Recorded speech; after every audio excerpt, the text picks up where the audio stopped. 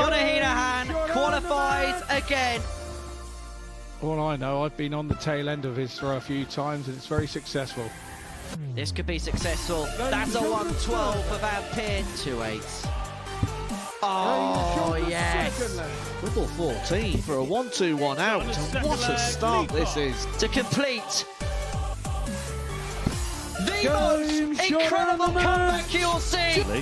Norton looks double 16 and takes it. Mike Norton.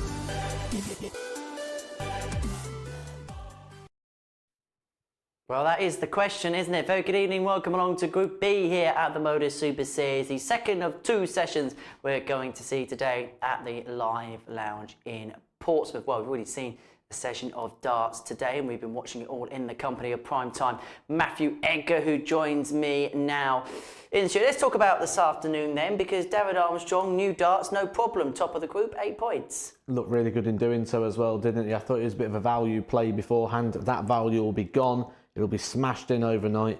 Probably going to come here tomorrow. Probably joint, if not clear favourite.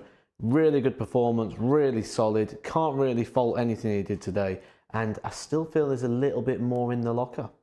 There might be more in the locker. We'll be watching that action tomorrow afternoon. Let's have a look then at the tournament bracket. If this is the first time you've joined us this week, Conor Heenahan won Group A on Monday, Tuesday and Wednesday. We watched that Group C this afternoon. Our focus tonight is on Group B, where Andy Bolton and Carlo Van Peer have dropped down from Group A. Justin Smith, Lee Cox and Mike Norton join the action. And you look at this Group B, and would it be fair to say that Andy Bolton, in terms of performances, in terms of stature and status, would go into this as a heavy favourite? You've literally answered what I was going to say. It's all about Andy Bolton.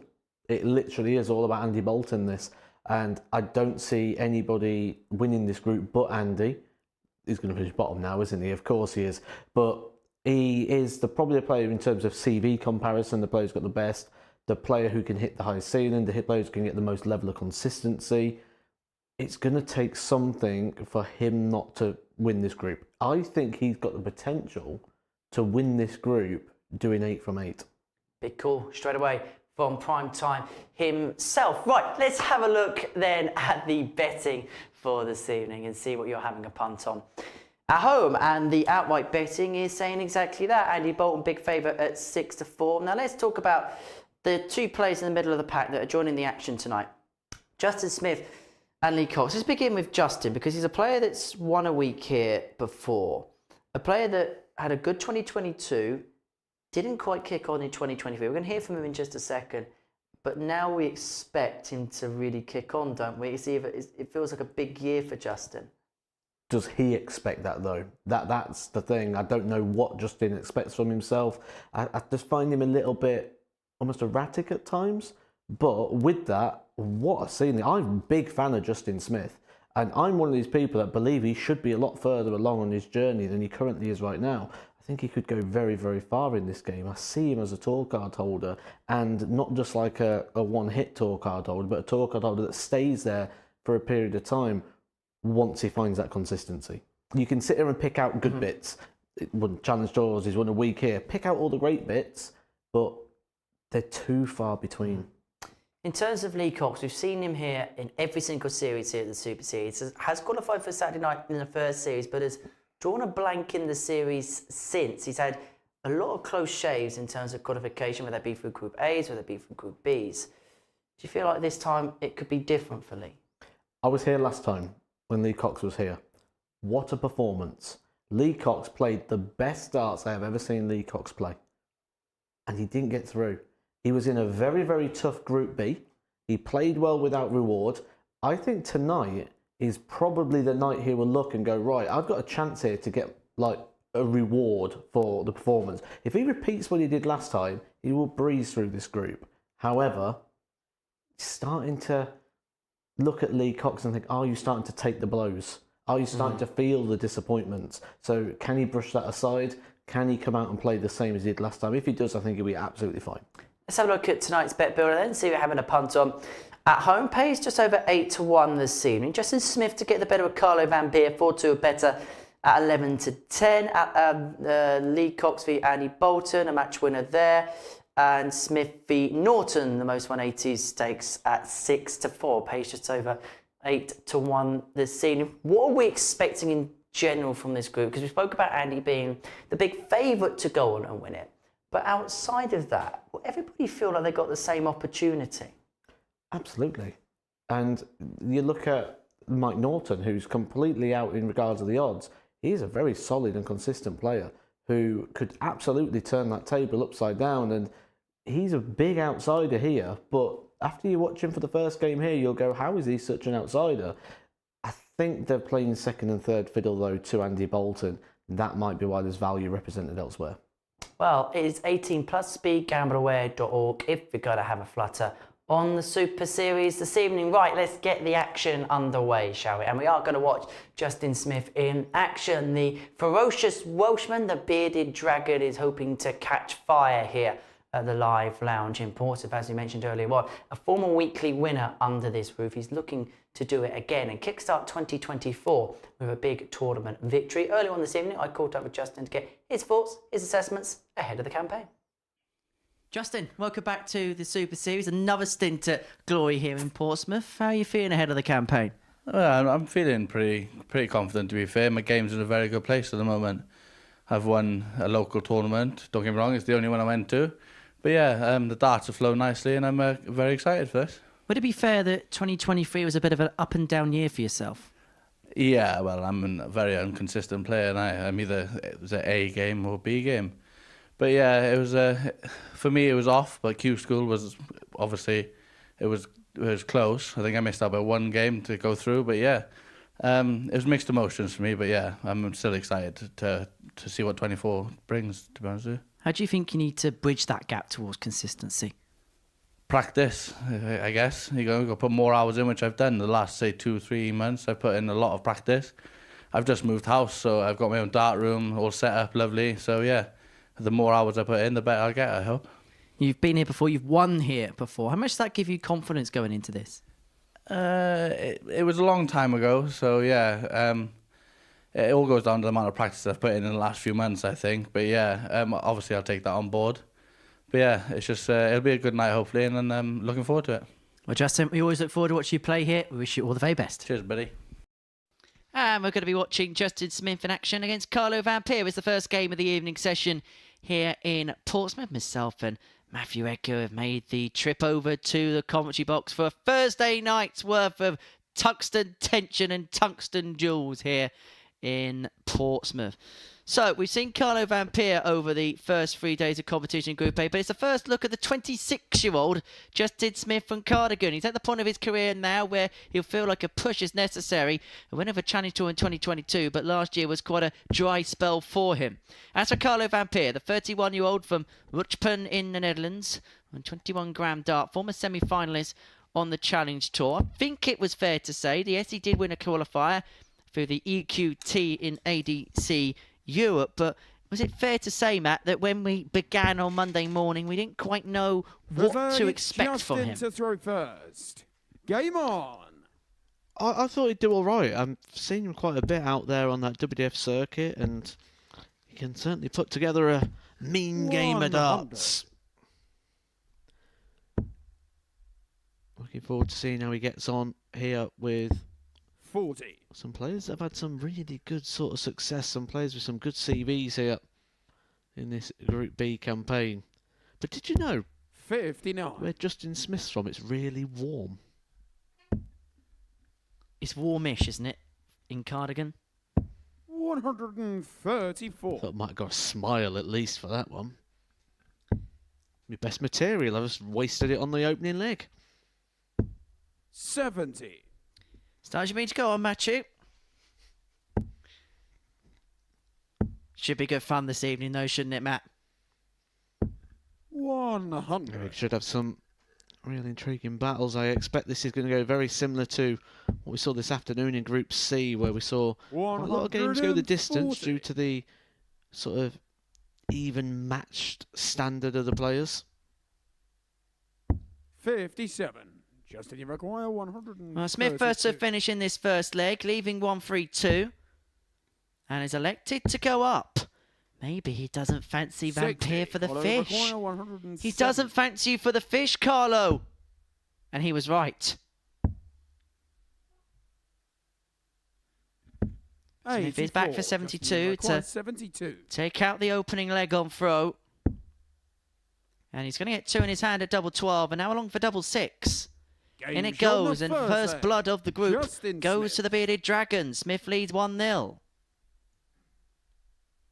Second leg, it's Carlo to throw first. Game on.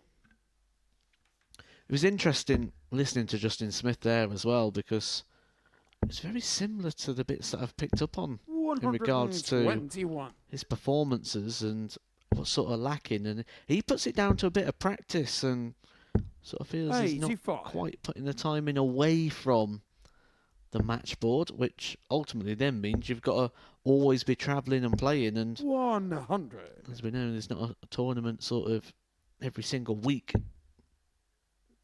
unless you're really putting in those miles. 100. Well, he said he's not playing as much. He won one more local competition recently, but that's kind of been the basis of things. And actually, just having a look at his annual numbers, 140. I think when you look at him, you'd expect him to be up for a player of his quality. 85.22 yearly average. Checkout percentage of 34%. Carlo, It's you require okay, but you'd expect it 140. to be more for him.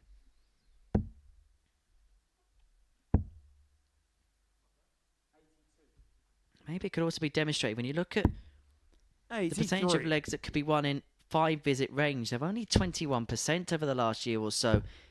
If he wants to be getting to the type of levels that he feels he should be at, 60. it's those Carlo, sorts require of 57. statistics he's going to have to sharpen up on as Van Peer looks to level up with tops. Now double 10.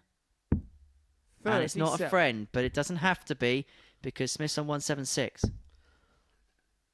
I think what Justin Smith reminds me of the most, you know, like when 60. you're Carlo, require 20. at school doing the school play, you don't really want to do the rehearsal. You say, I'll just do it on the night. No I get score. that feeling with Justin Justin, you Smith that require he sort of wants to go a tour 116. card and he's like, well, I'll just start trying when I get there. He's going to try his best to get the break here. Oh my goodness. That clipped off the barrel and nearly found a way in the treble. But by virtue, he's got a dart at double 80. 18, and that would have been a Carlo lucky requires escape for the Bearded 20. Dragon.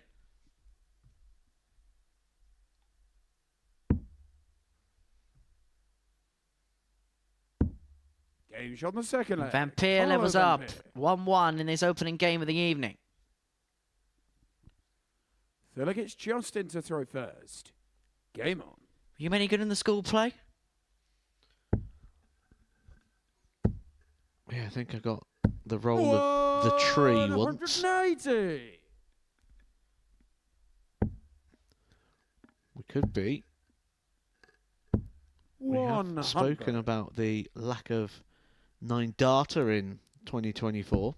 Justin Smith is the type of player that could easily sort 96. of reel that in. He's got that pace, that explosive style.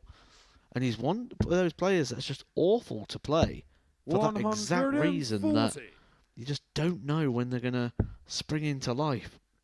I'm still stumped by the fact that you played the tree. 83.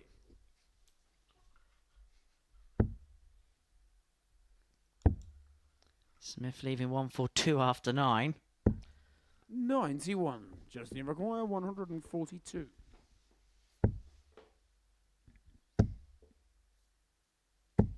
$45. Carlo require 170. Another go at the biggie. Won't go on this occasion. 96. Justin, This you may require need to 97. go here for Justin Smith. Carlo Van Peer, good leg of darts here, just 12 darts thrown and he's sat ready to strike. I wouldn't be surprised if he goes double-double here. And so you'll prove me wrong by going up to the 18s. 65. Van Peer, 74, requires and a real 74. bona fide break chance here. May just be the one dart at double. If he finds a single, it's going to be one at tops. 54. Dips below, clatters the barrel, and so you Smith require back with 3 in hand 32. at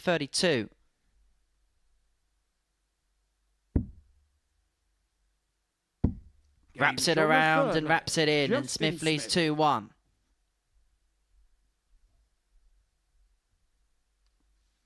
Fourth leg, it's Carlo to throw first. Even though he's playing okay, Justin Smith, his average 83.04, 2 for 4 on the finishing, it's okay, but I feel like no matter how he 132. plays, he's always expecting more, that the glass at times could be quite half empty instead of half full.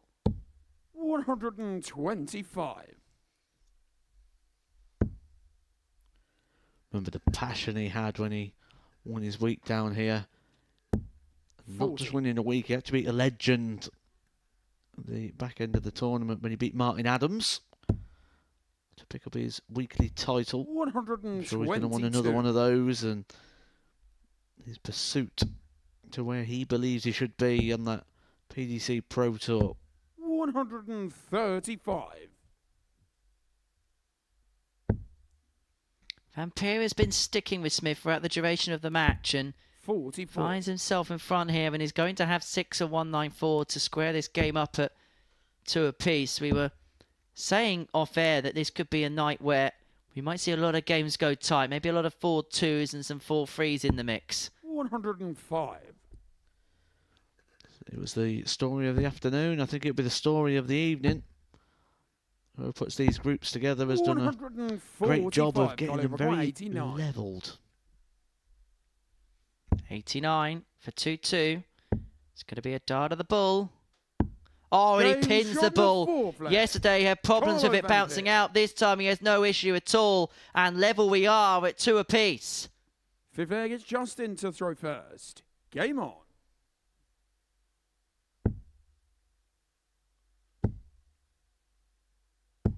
$100. You sense this is a big leg because Carlo's the type of player that can really build up a head of steam and he finds that little bit of confidence when something goes his way. And things really are 180. moving in the Dutchman's direction now.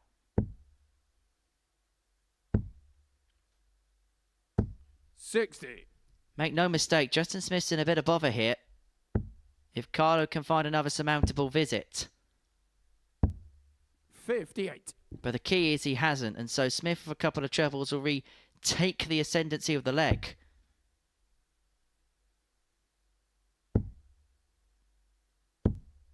$11.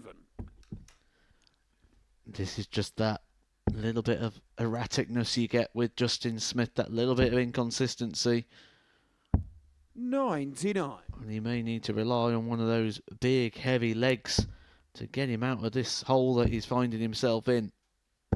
100. Got over 164. 164 for Vampire isn't going to go, but it didn't have to go. Just look at Justin in the background, just 45. waiting around, moving around, just ready to get back at the hockey. Just doesn't want to wait back there. 140. He's like a bundle of energy at the back of the stage. 119. Triple 20 tops. It's going to go, and so Smith returns for 90 to re-establish the lead at 3-2. Justin, you require 90. Been 4 holds of throw so far. And if Smith finds the ball, it'll be 5. Game He does shot pin of the ball. It's fifth leg. back-to-back bullseyes. Justin Smith. And Justin Smith leads this game 3-2. A look of more resignation than acknowledgement from it's Carlo Carlo to throw Vampire. first. He sensed a Game bit on. of blood, but he is not going to get 5th blood in this game. At one point in that match, 100. 330 points on the side of Justin Smith, 164 on the side of Carlo Vampire. You thought the breaker throw was coming. You thought the control of the game was going away from the hands of Justin Smith. And a beautiful 60. bullseye. Hopefully this is a sign of things to come tonight, because this is a cracking way to start the evening. The good news is we've got another 9 to go.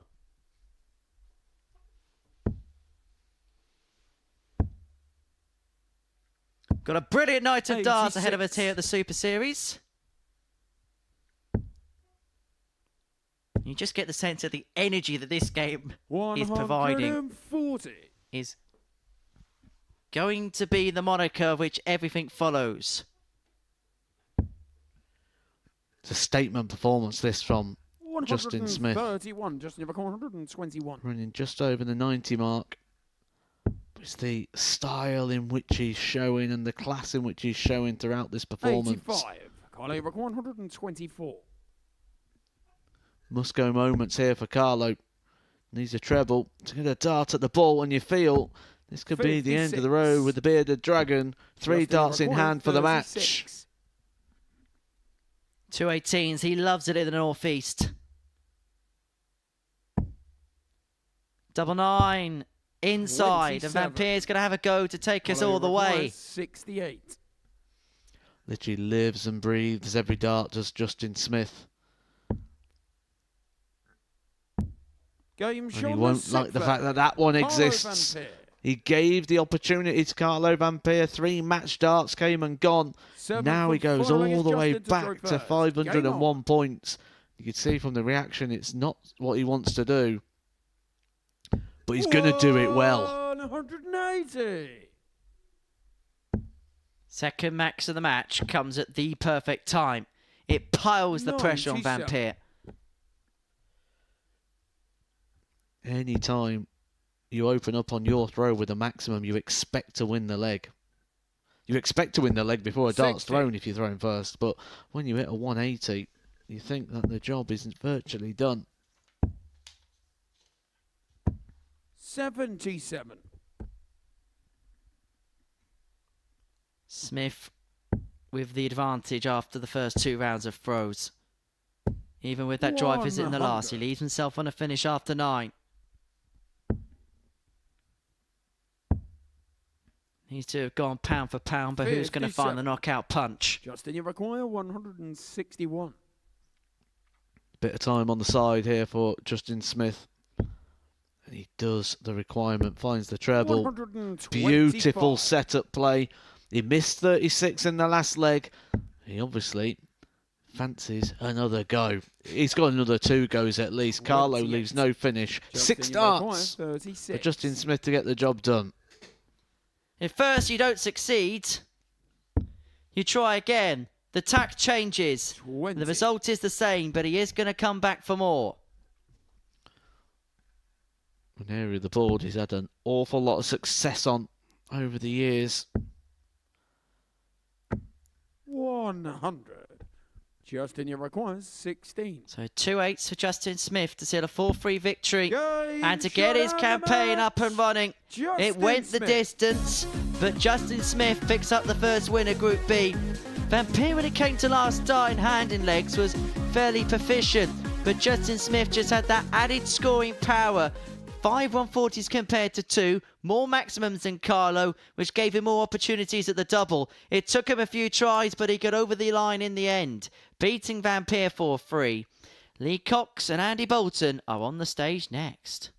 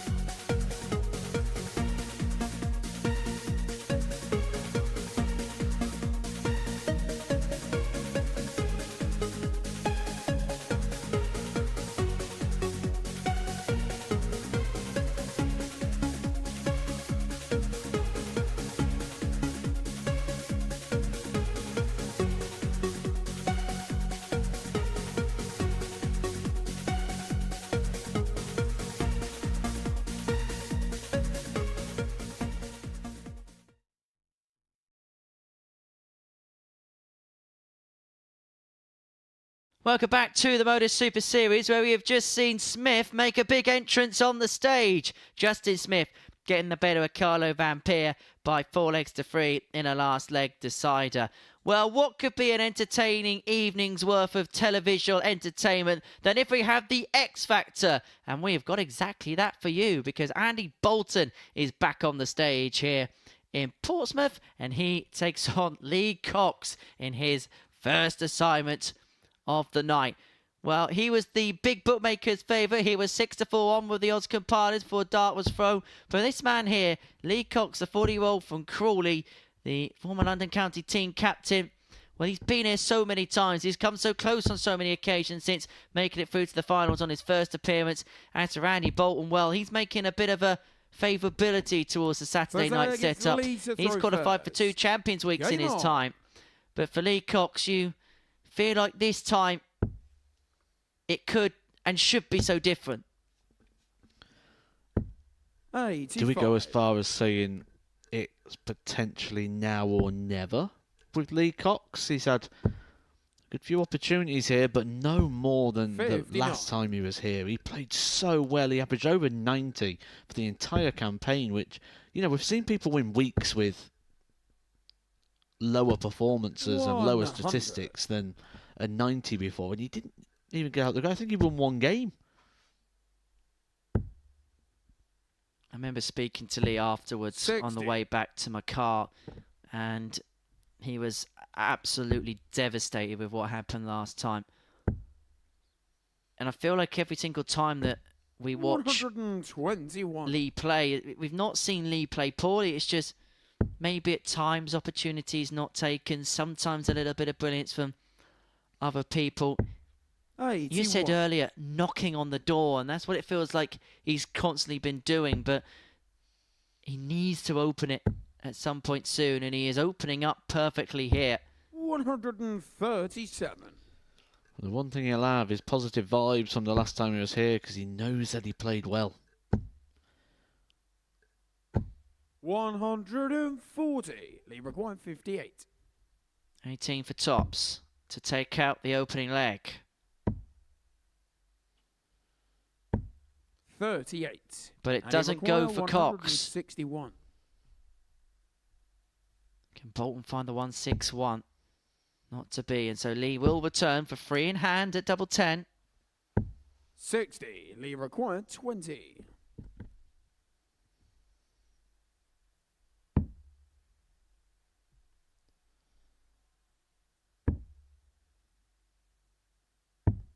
$10. This And he is the require Achilles 101. heel of Lee Cox. If you ask him where he thinks he could improve his game, he'll tell you it's on the finishing.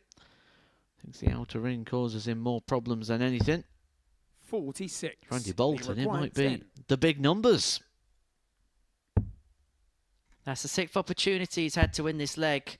Here's the 7th going to be the one that gets him over the line, but 8. even the Madhouse can't save him this And he time. required 55. This will be a steal for Andy Bolton. Tops. Game shot on the first And leg. as Matt says, it is a Andy real Bolton. steal for the X Factor. Last time we saw a steal like that from the X Factor, Jedwood were Against Andy to throw participating. first. Game on.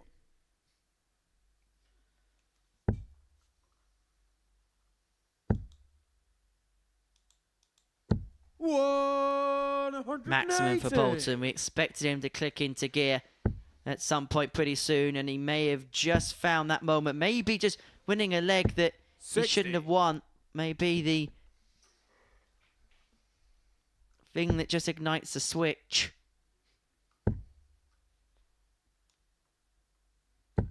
$100.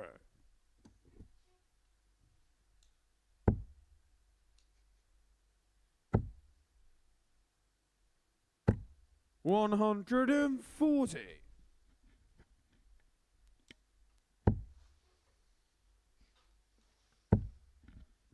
Now building up a head of steam. 140. Max Ton 140 leads on 181 after 9. Starting to show already, isn't he, Andy Bolton? 100. Just And as he to required why 81. he's such a strong favourite to win this group. Game And an show on the 11 second darter, leg. Andy doubling his Bolton. lead. Makes it really, really hard to argue that fact. I said at the opening of the Delegates show, lead to throw I feel first. Andy Game on. Bolton could do the double. I think he could be Mr. Perfect, which we've seen a few times. Most recently, David 60. Davies doing that in a Group B campaign, going through the card both directions. He even saw the lesser spotted Group C card perfection from 96. James Wilson not too long ago. Only him and Richard North have done that here.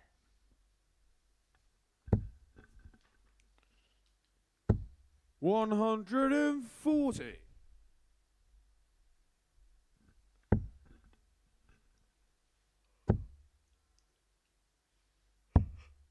83.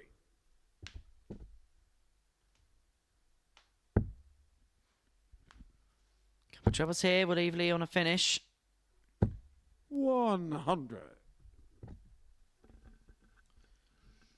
Tons his way down. Well, the last leg he had on throw, there was a bit of a comfortability about him, and he missed opportunity after opportunity. But this time, 140. Bolton's going to keep closer order.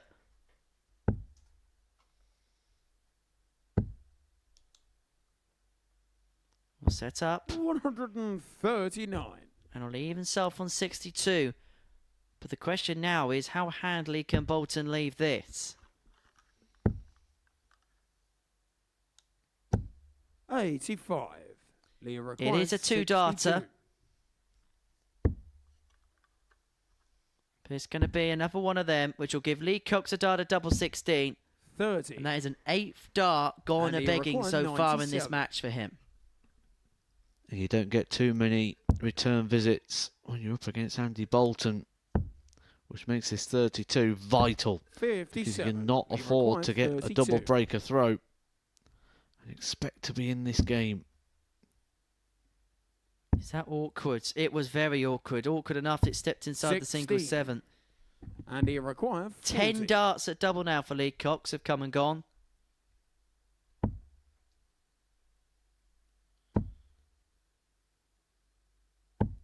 But he's going to get more opportunities. He requires 16.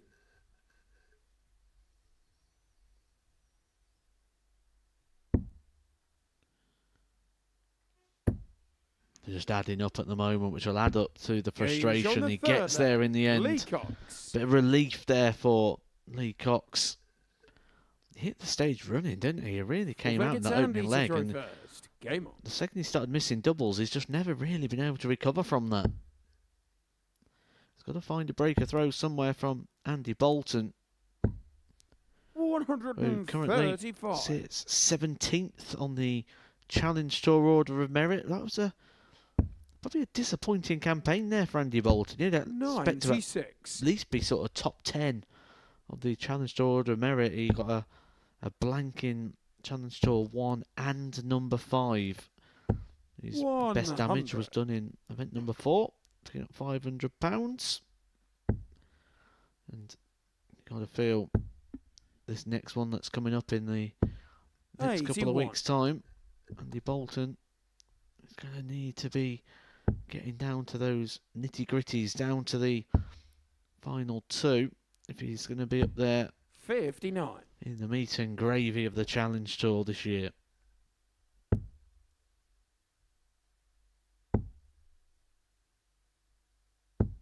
$85.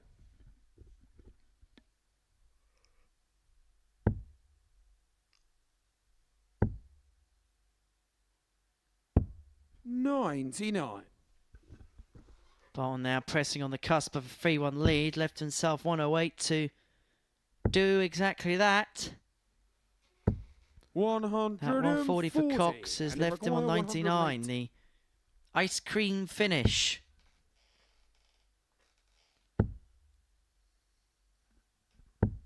$60. Can you give He this one a requires licking? 99. We'll need to use all 3 darts. There's no way on a 99 you can do it in 2. But he's going to get a dart, and this time it's at the double 18. 81. You can And he see required 48. the frustration, the angst all over. He feels that Andy Bolton won't miss, and he Games on the doesn't. fourth leg. Andy Bolton a leg away. from the perfect start to the day. Fifth air gets Lee to throw first. Cox trying to stay in. And that's not a bad way to start. Came out the blocks flying. Missed those darts at double. Just knocked him out of his 58. stride for a few legs. Missed 13 darts at the outer ring in this game. It's not about avoiding being knocked down. In this game, you get 60. knocked down all the time. It's about how you recover from getting knocked down. As Rocky would famously say, it's not about how hard you 100. hit, it's about how hard you get hit and then keep moving forward. 180. And Lee Cox is moving forward. It's an 81 after 9. 100. Lee require 81. Things have been a bit rocky for Lee.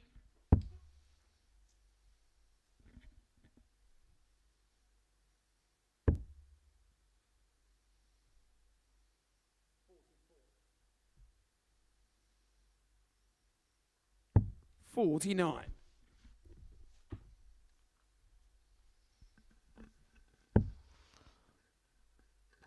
He's got everything going his own way in this one, though. Absolute dominant 100. display Lee require from 32. Lee Cox. But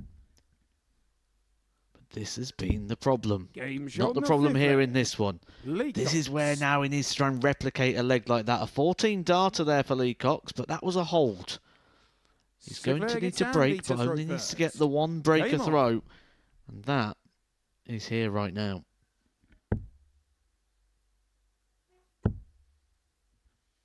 But when Bolton's in this position, when he throws to the match, you know 100. that you're going to have to get in within about probably 4 visits, get in and out in 12.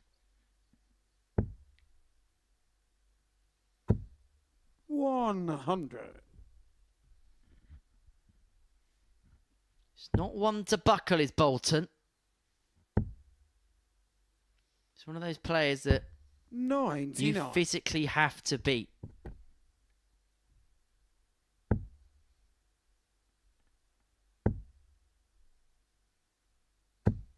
$95.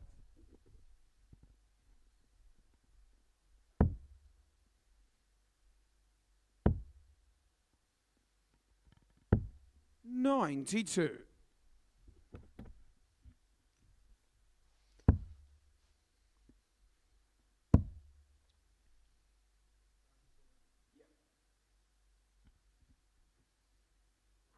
So those two treble 19s there leaves Lee on 192. And so the option here should be the 25. And that's exactly what he finds. 139. Leaves himself in a position to finish on 167 upon his return. But Bolton with the darts has got an opportunity to leave it far more greater. 100. Lever 167. Just so solid is Andy Bolton.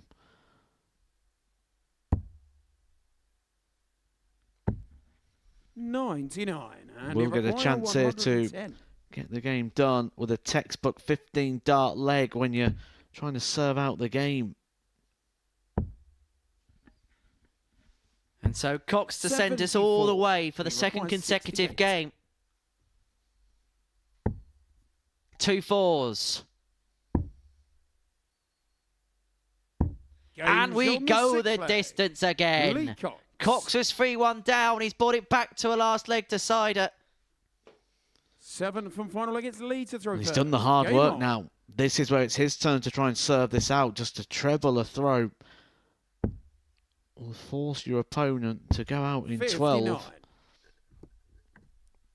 But an opening visit there without a treble.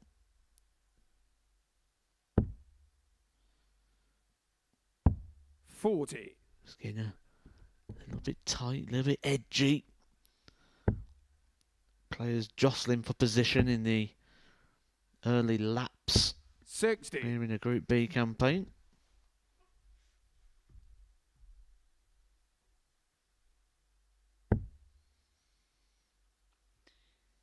Since it ain't going to be the last leg decider we're going to see this evening, 140. I'm going to make a prediction right here, right now, Matthew. I think half the games tonight go 4-3. If not more. 100.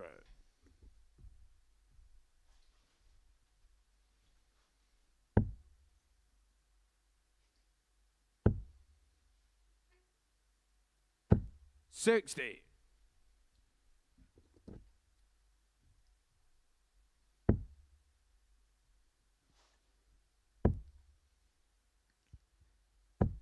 $92. Has a feeling of a cagey last leg decider. We saw Justin Smith go out and win his last leg decider. It just has a feeling here that neither player want to lose it.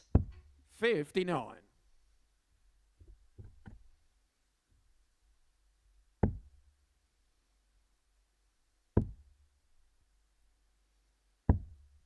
$40. He's got down to a finish, Lee Cox. Andy Bolton going to be on a better one. 100. Lee require 150. For the 150 is going to go, and so Bolton returns to 102 to take the match out. 96. And you require 102. Massive last start there from Lee Cox. He gets to see exactly what he 62. wanted to see. He's going to be Lee getting, require 54. or should be getting, 2 darts. I did say should. To complete the almighty turnaround. 2 18s. 18. And that would have been for a victory he would have worked so hard and you for. require 40. But all the hard work could be rendered irrelevant.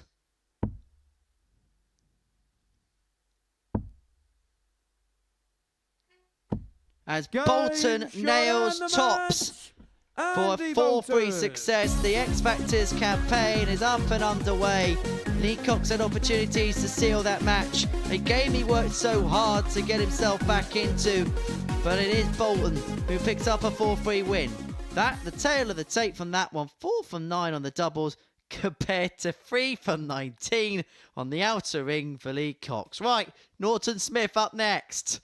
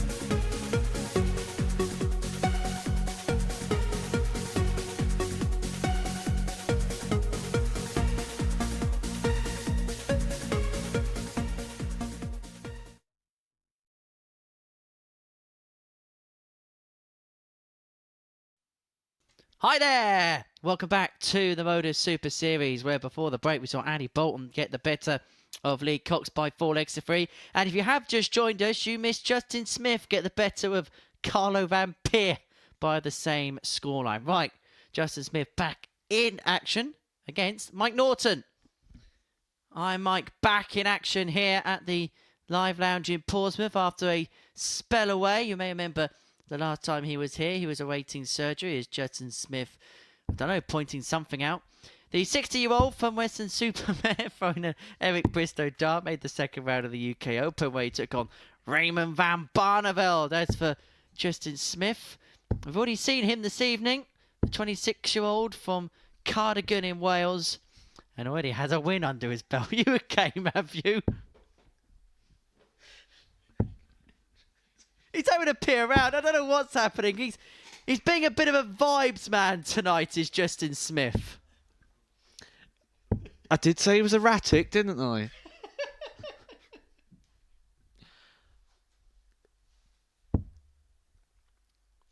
Well, he's certainly relaxed up there, isn't he? That's all I can say.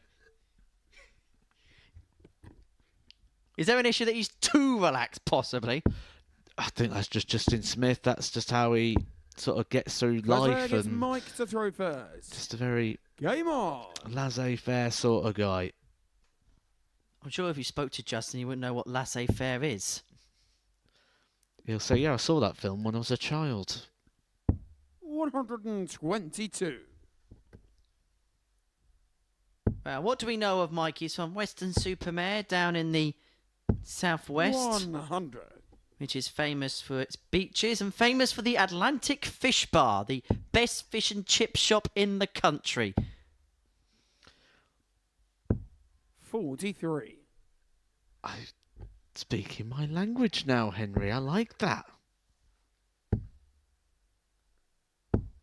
100.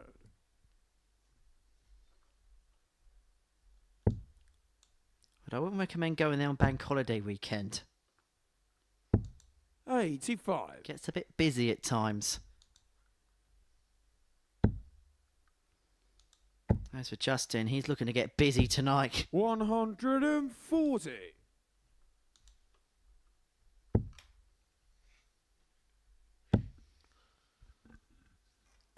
100. Justin, you require 161. Well, cracking start to the game here for Justin Smith.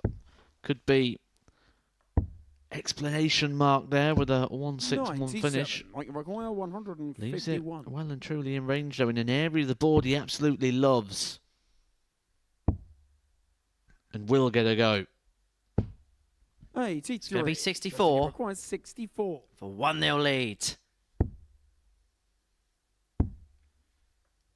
2 16s, Game's 1-0 on the Smith. He first gets leg. the break in the opening Justin leg. The Bearded Against Dragon Justin to throw springs first. into life. Game on.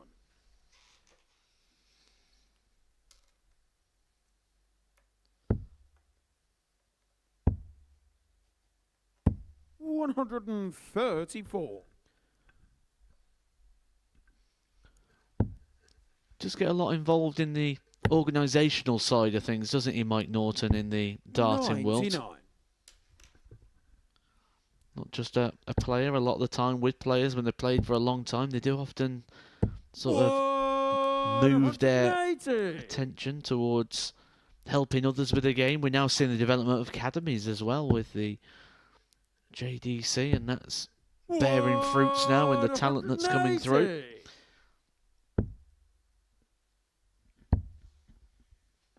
This game is just beginning to catch fire a little 57. bit.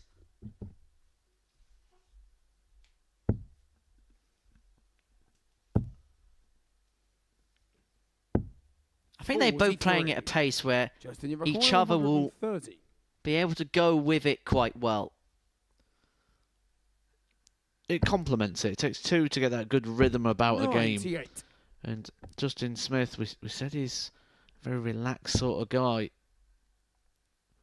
But he won't get drawn into the silly stuff. 99. Could have got Justin, drawn you into the require bullseye. Could have 32. ended up getting a little bit messy. Didn't have any of it, just sets it up, 60. but doesn't Mike take it require out. 80. And so Norton is back for 80.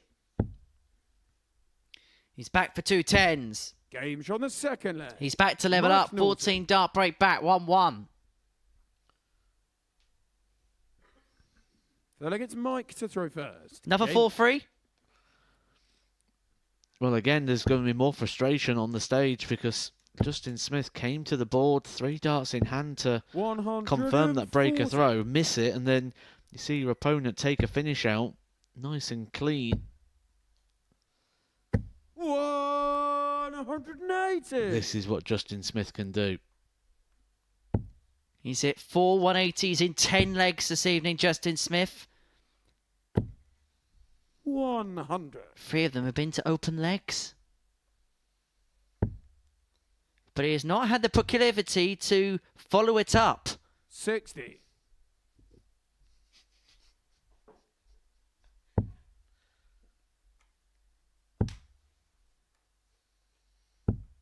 45.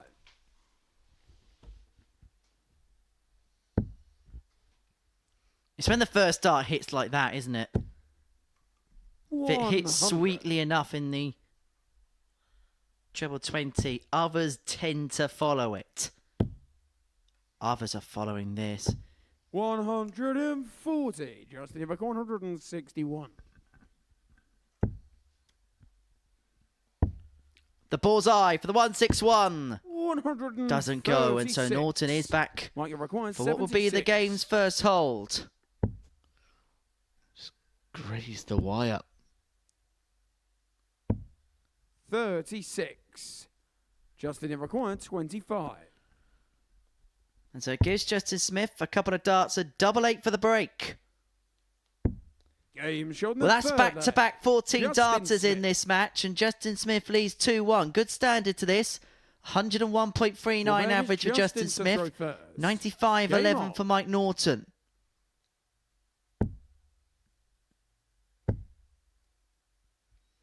$60. You're saying that he's practicing more than ever now, Justin Smith, and I feel like on the basis of what we've seen so far that the practice is 60. beginning to make perfect, and he's putting the hours in, and he may just begin to get the awards for that. 100.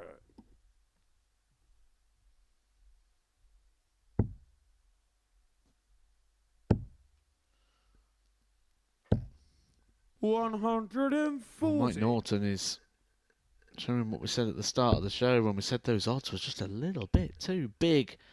Certainly a player that's got 96. plenty of quality, plenty of class.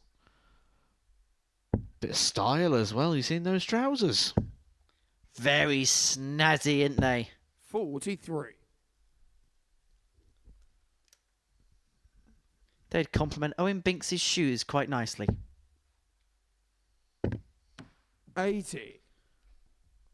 Oh, and that's not a good time to get the bounce out there. There's never a good time to get a bounce out, but that one leaving Justin Smith on a no finish. Mike Norton 124. nearly jumping in, but he's left himself with the need of 3 perfect darts. Has a reconfigure. 110. Well, the Mike Ivac, intentions were good enough, but the 134. execution wasn't. 54. For tops. He's going to 94. return Justin 4. Ivac, required Free at 55. tops if Smith can't take out the 55. He's missed a big number. It's the second time he's had a misfire in consecutive visits. It's 218s. He'll do anything to 37. leave that target. But at the Michael minute, it's a McGuire, target that's not 40. really given him great success.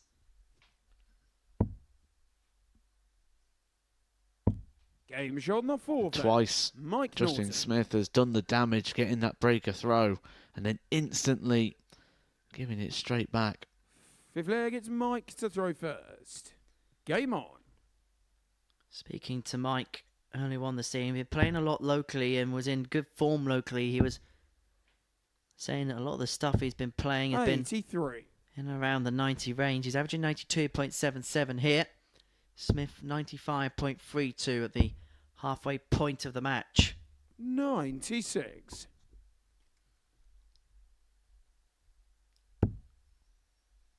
Have to talk about the points of Mike Norton. They are 81. slightly longer than what we see from most players, which would that tend to, in fact, maybe we'd look at him more as a player that hit more 2 treble visits 60. than 3 treble visits maybe at times. Well, the theory is the long point keeps the barrel further away, making the treble bigger. 100.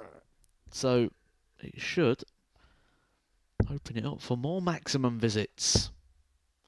Also keeps them out of the way on 135. shots like the doubles. Less deflections, less sort of firmly embedded darts. Instantly my mind always goes to Ryan Searle as a 140. prime example of this, who has a big, heavy, chunky barrel, but then has a really long point to sort of counteract that fact. So why don't more players have bigger points? 58. Because it changes the Mike McGuire, balance of the 97. dart. Tops. It's another Game's 14 on the dart fifth leg. leg. We're raining Mike down on Norton. 14s in this game. Norton leads by 3 legs to 2 in a high quality Justin to tungsten third. tear up. Game on. Legs in this game have been running 15, 14, 99. 14, 17 and 14. This has been a high quality affair. 59.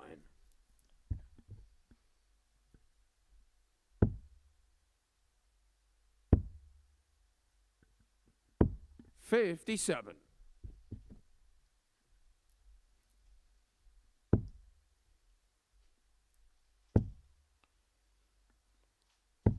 $60. Norton may feel opportunity missed there to really take advantage of the leg against the darts. Because Smith's not being able to find a big 60. treble here. 9 darts thrown, only 1 big treble in the leg. Whilst Norton finds 2 in a visit. 140. Just a smidgen in front. Smith running out of time.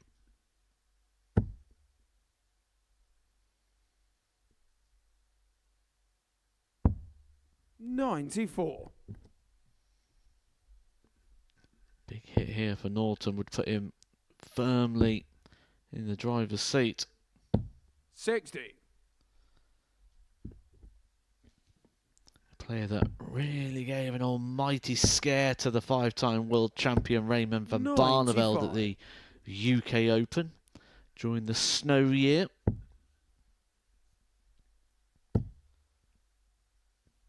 The beast of the East 100. ripped through Minehead. Justin McGuire, 96. Andy Barnes, he played at Minehead, didn't he? 76 left for Smith to save the match. And it goes double 18 for double top. Game's on the 6th flag. Well, Justin Smith. we could have played a maximum of 21 legs in the first 3 games of this session. 7 from And we are Vargas, going Mike to play the Tedrow. 21st of those Game legs. Well, I did say that we'd get at least 5 4-3s tonight. 91.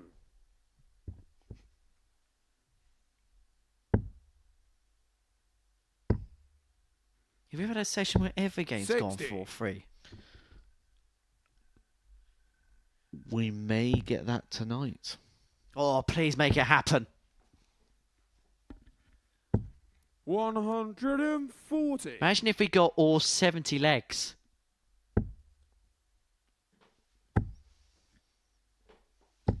$85. It's a very evenly matched group. And the evidence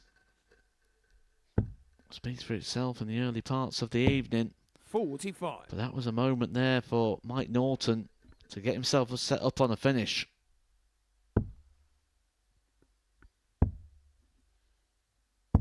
$96.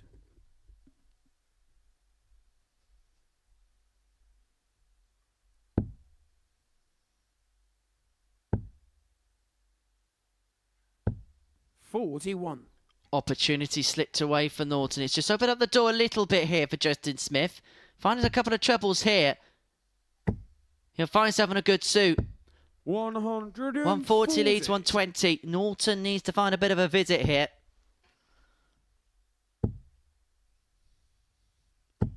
And does. 140. Justin McQuire, 120. This may have to go. Treble for double. Not found. And so 88. Mike Norton is going to get a couple of match darts here. Just about in the 4. And a miss on the double 10 means Smith's back for 32. Justin, you require 32. To win another last leg decider. It's 2 from 2, but just from Justin Smith. He gets the better of Mike Norton, 4-3. It's 2 last leg victories for the Bearded Dragon. He's halfway through his night's work. He's made it hard work, but he has found the wins he needed. That the tale of the tape from a good quality contest. We saw 3-14 darters in that one, and we saw Justin Smith get over the line by 4 legs to 3. So who's going to win in the last leg decider between Carlo Vampire and Lee Cox? Let's find out next.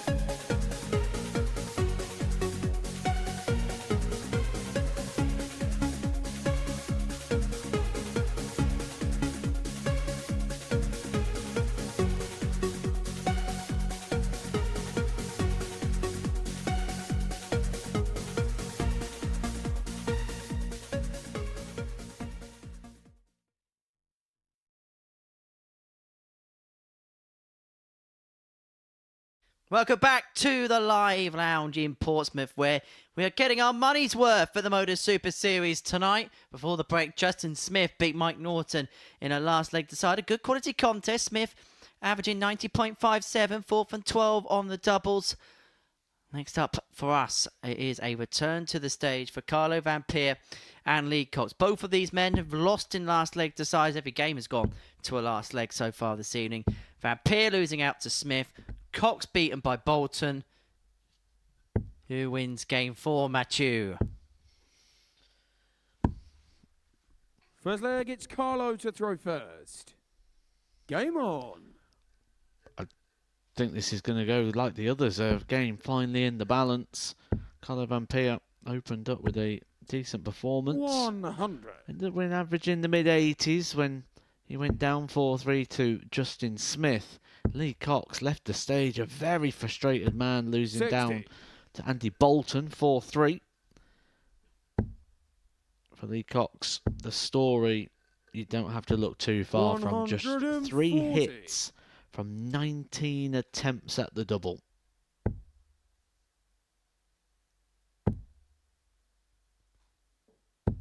$140.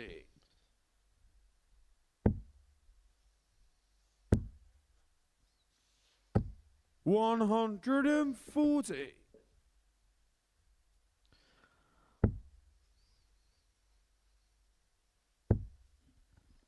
Van Peer leaving 1-2-1 after 9. 100. Carlo record 121. Didn't have to chase the bullseye because Cox wasn't on a finish. 109.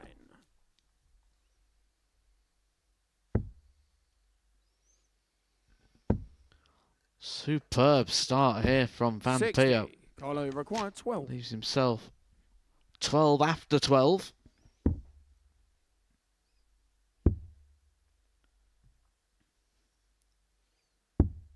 Game shot in the first leg. Now, if you're Carlo Van thinking, Peer. this name sounds a bit familiar to me, Van Peer, I'm sure I've heard that somewhere before. Second leg is Lee to throw first. You may have done so. Barry Van Peer, who is now playing on the PDC Pro Tour, the winner of the Challenge Tour in 2023, was here 60. actually at the Super Series throughout the 2023 campaign. Been on the Pro Tour for many years. This is his brother. 100. Bet that was a fun household growing up in, wasn't it? Get the dartboard up and thrash it out. 97. One thing that struck me from Carlo from the second I met him this week is his just sheer love for the sport. 57. He can reel off statistics, and he can reel off facts, reel off matches. He just absolutely loves the game. So, all darting family, the Van Peers. 140. To be honest, he was showing even myself up in terms of the Super Series statistics that he knows. 58. This is an opportunity that, well, he called a bit of a dream in his interview yesterday. 140.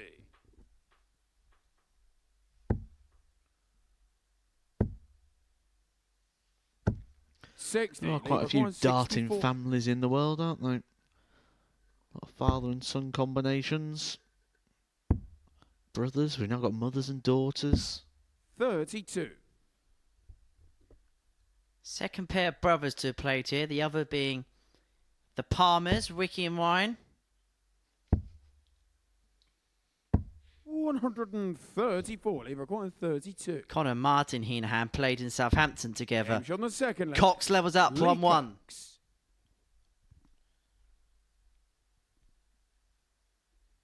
The leg it's Carlo to throw first. Game on. We actually had a father and son combination, didn't we, a few years back at the World Championship? Raymond Smith, our 100. Series 2 champion, and his son Kai both played at the Alexandra Palace. Yeah, I hope you're keeping well, Ray. I know that he 100. he listens and watches every now and then, so I hope you're keeping well, Raymond. It'd be nice to see you back soon. And look, when we do get him back here at the Super 100. Series, and I hope it is at some point in 2024, because that'd be really good to see. He comes back as the lineal champion because he never lost that title because he 59. didn't retain it because of the travel arrangements. So effectively, he hasn't lost a title. He's a lineal champion. 58.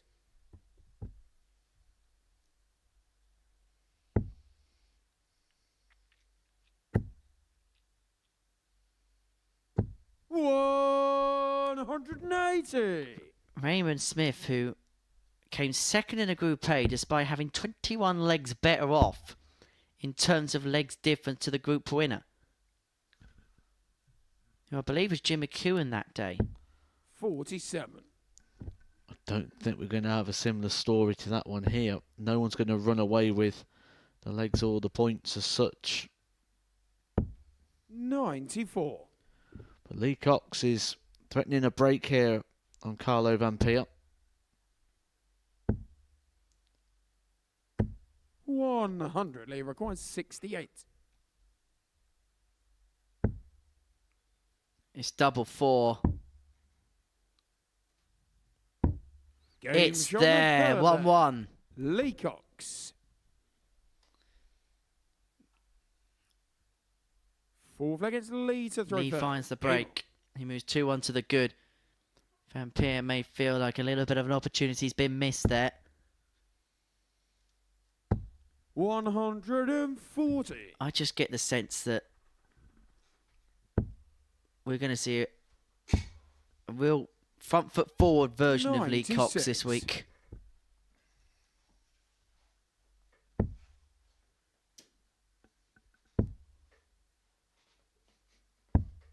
$42.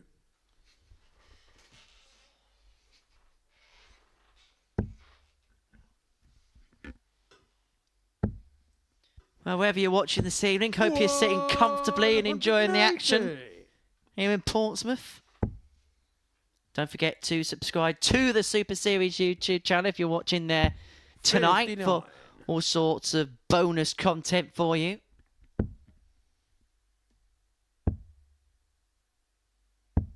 $39.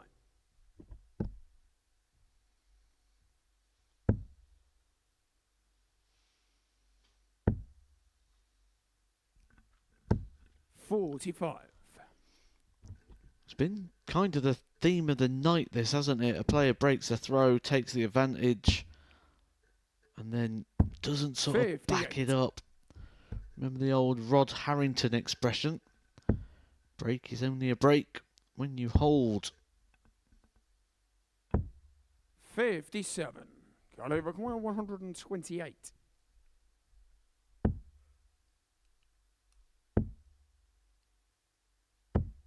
$56. Lee require 158. 158. Incoming. Couldn't find the second treble. And so Vampire returns for 72, should I say. 98. Carlo requires 72. Treble 16 pin just into the bottom corner. So do 12s for Game's on the 2-2. fourth leg. Carlo Vampire. And it's another game that is going to go to the wire. Fifth leg, it's Carlo to throw first. Game on.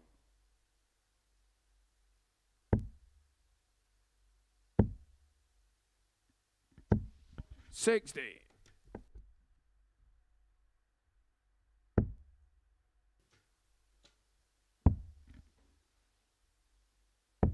$57.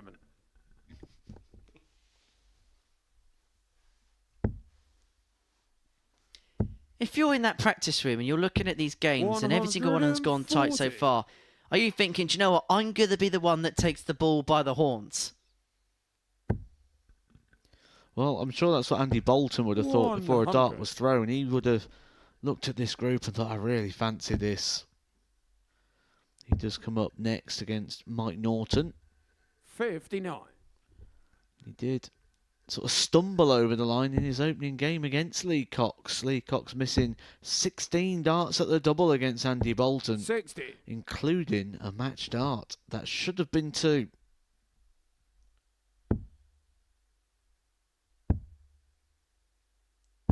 $134. Vampire first to finish in this fifth leg, leaving himself on 108 after 12. 58. Carlo require 108. And he is going to get the luxury of time. He is going to get 6 at this. 56. And so Vampire back for 52 to lead 3-2. But Cox is going to apply pressure. Maximum pressure. 180. Carlo require 52. He thinks why now, but it's better late than never.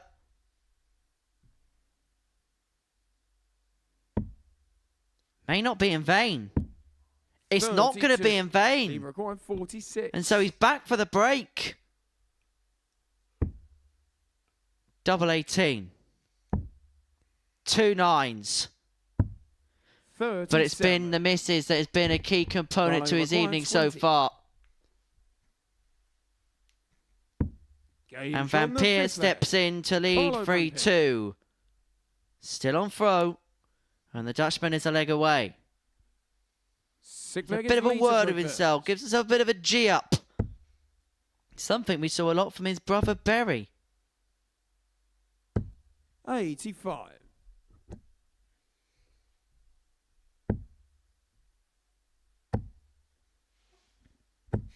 $100.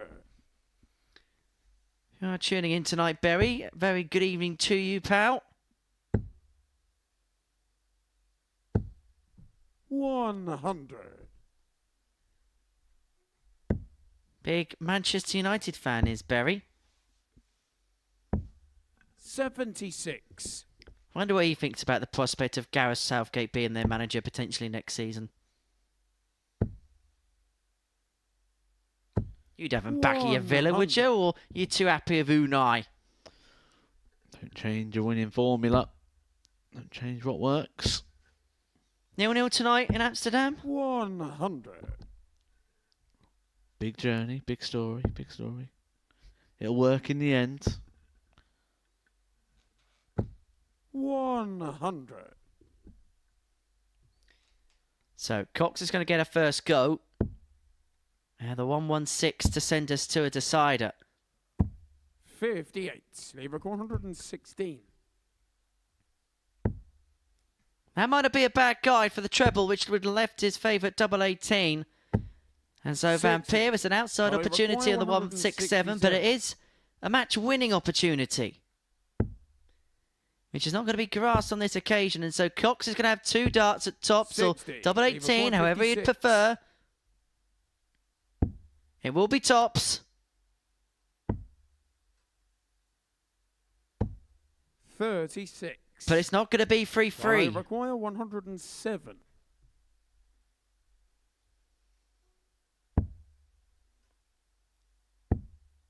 So I'm going to find the treble 16, and so 83. Lee will come back 20. to send us all the way again. Can he nudge it across? Up for 5s. Inside, 15. and Van Peer comes back for the match. Follow required 24. 2 12s. For 4-2. And Van Peer is victorious. Lee Cox looks dejected.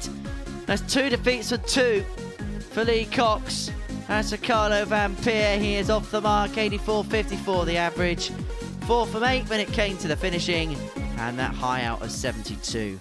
Well, we're going to head to the halfway point of the night's action when we return after the break. And we're going to be watching Andy Bolton in action against Mike Norton.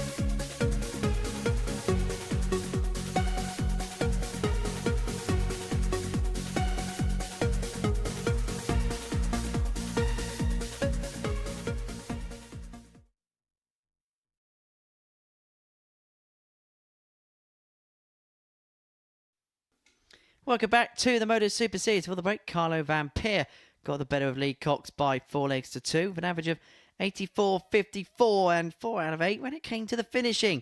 Next up for us, Mike Norton up against Andy Bolton. It's our middle match of the evening session.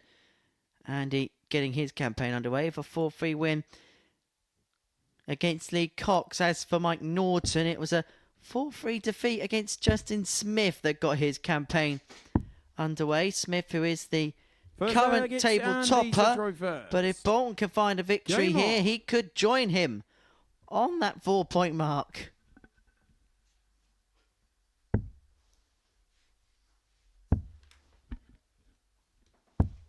'81. Where's your fancy in this one, Matt?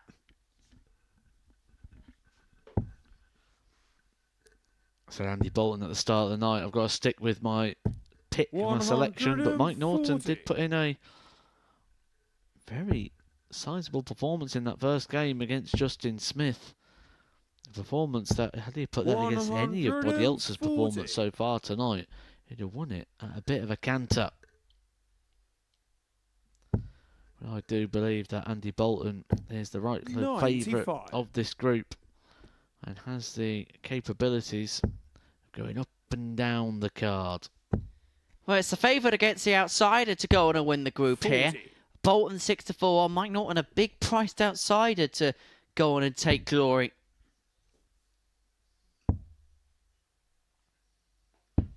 '58.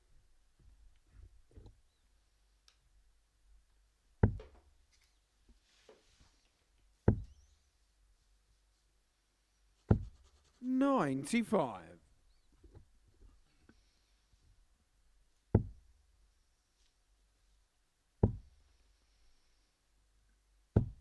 $100. And he record 145. 145 for Bolton. So going to go this time, and so Norton is going to get an opportunity at this 108. 108.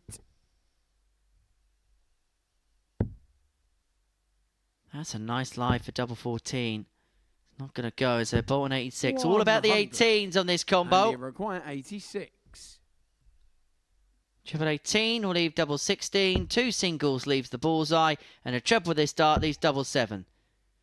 It's going to be the bull. La Bosch for Bolton. 1-0 leads.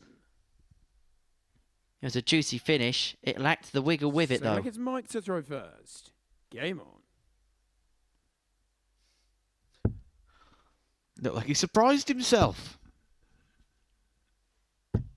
100.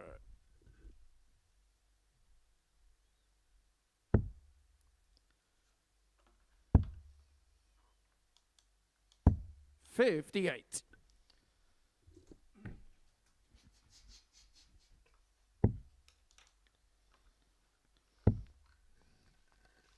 He's a player we talk about having 97.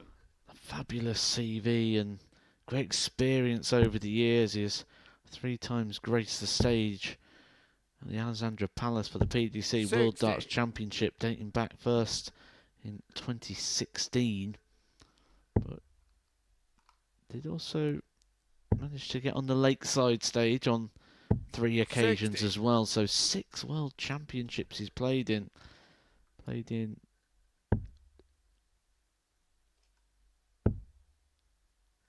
12 UK Opens, the Grand Slam of Darts, 4 Players Championship finals, World Masters, many Euro tours dating back to 2015.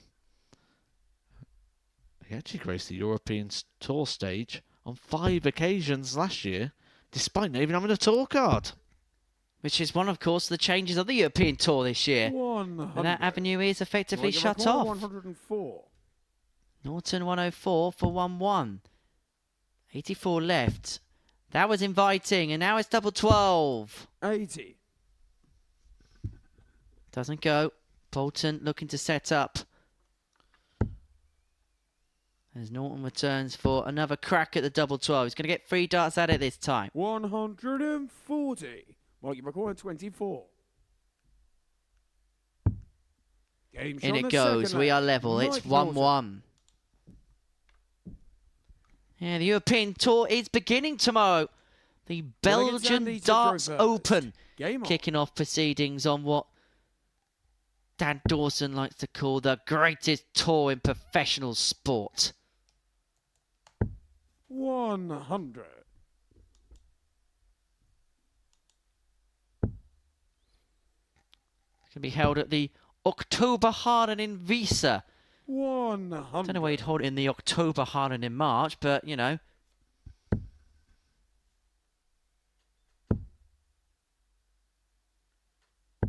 One 100.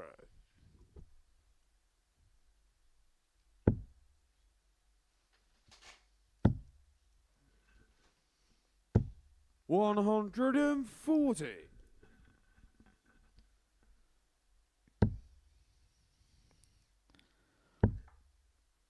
Also shows how tricky it is to juggle a normal campaign and a Premier League campaign. We saw Luke Littler tonight playing in the semi-final of the Premier League. He's playing tomorrow in the European Tour, so he's going to have to leave Brighton and get over to Belgium in time for his fixture tomorrow. Just a normal commitment, Brighton to Wiese. And actually, Bay Van Peer's in action in the first game tomorrow afternoon. He takes on Daniel Closer, who we saw here at the Super Series before. Andreas Harrison, a man who we've seen here at the Super Series win on multiple weeks, is in action against Gian van Veen. Bolton 61 for 2-1. Double 8. 45.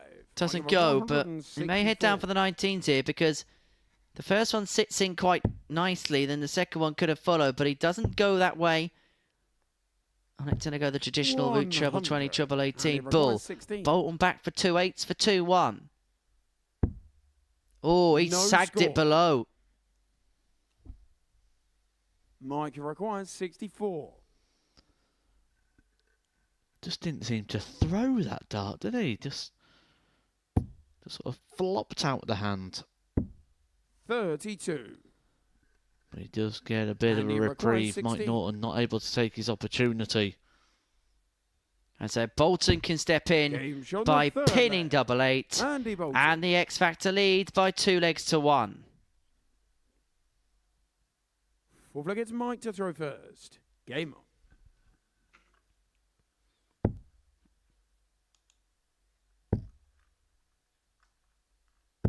60.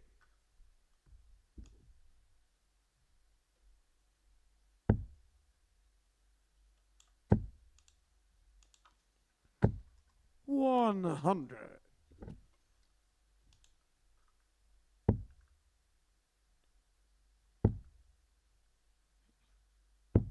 85.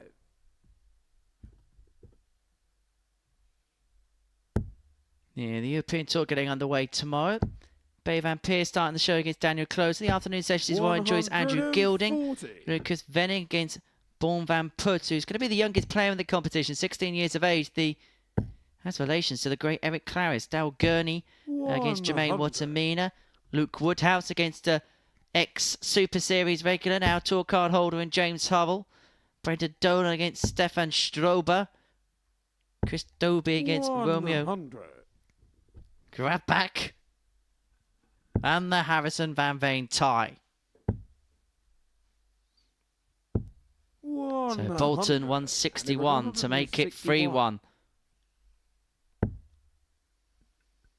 Shovel 17 would have left the ball. Now, there is a bit of an irony with Mike Norton and the 156 because this was the checkout that Matt Clark took out to knock him out of the competition. And of course, Clark would go on and win the week and nearly won the series, losing out to said Raymond Smith.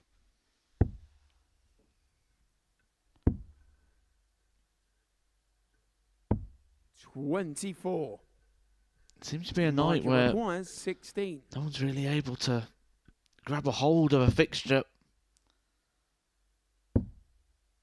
Although that could be awkward. Those darts have just sat right across the bed. He's literally just got the very small slither at the bottom. No score. He's gone high. And he's always going to hit the flights and the equipment on that one. Andy Bolton Game shot on the fourth. now takes control of Andy this Bolton. fixture. A leg away from the perfect start to the day. An opportunity to join Fifth leg, Justin it's Andy Smith to at throw the top of the first. table on Game 4 on. points. And because if he can win it big, he'll go top because effectively everything else has gone tight. 180. Bolton hitting a max to kickstart leg 5.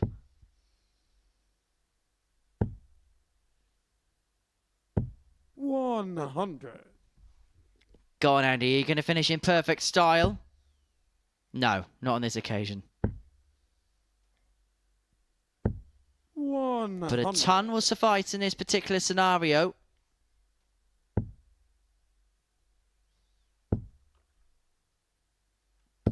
$60.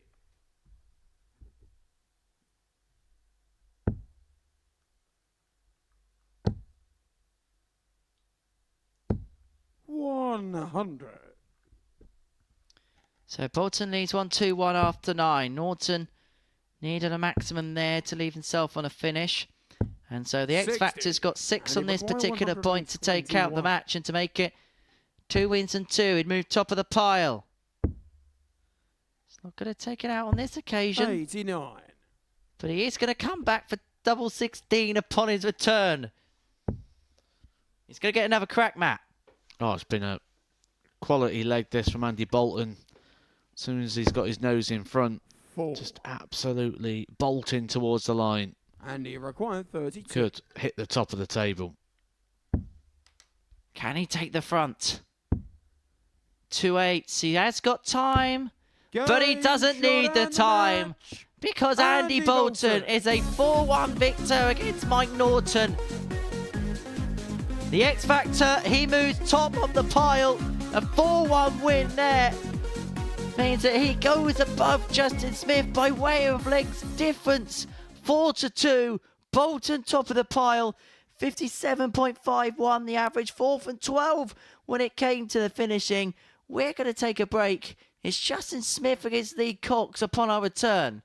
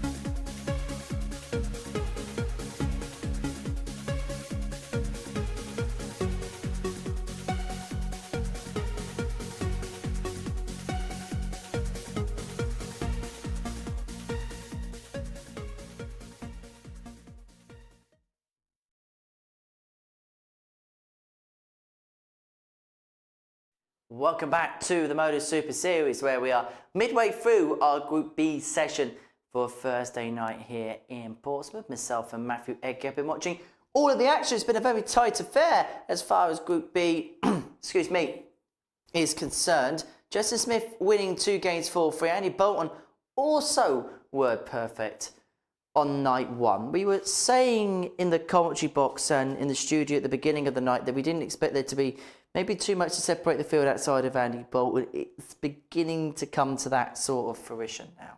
There's only really Justin Smith on the basis of what we've seen so far as somebody who's going to be able to stop Andy Bolton from going through this card. He's just, when he's playing well, he wins easy. And when he's not playing well, he still finds a way to win. And that's a key quality. And it's a quality that's so hard to come by without getting the experience. And we've talked on commentary about the experience that Andy Bolton has had, and across all those big stages, he's got it, hasn't he?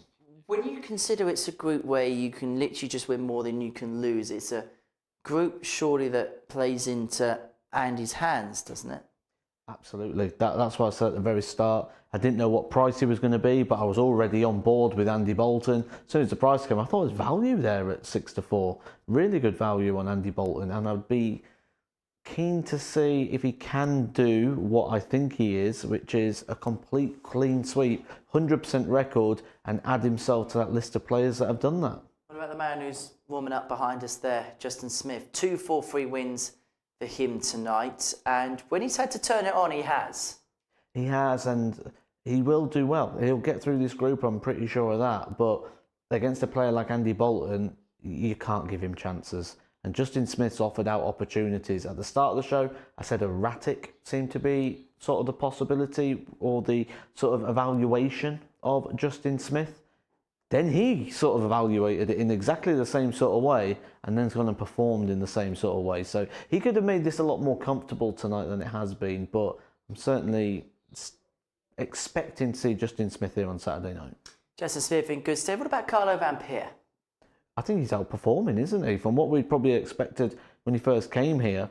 Yes, he's out there on the various tours and he's playing a lot of darts, but he's certainly not played to this sort of level. I've been really impressed with Carlo Vampire, and I think this is a good step forward in his career, regardless of what happens for him at the back end of this week. Well, it's certainly been a showcase of ADT Europe, hasn't it, with Carlo Vampire so far this week. Well, let's have a look at the table then and see how things have squared up following the first couple of rounds of fixtures for each of the players. Bolton and Smith both on 4 points. Carlo Vampire, the other victor tonight.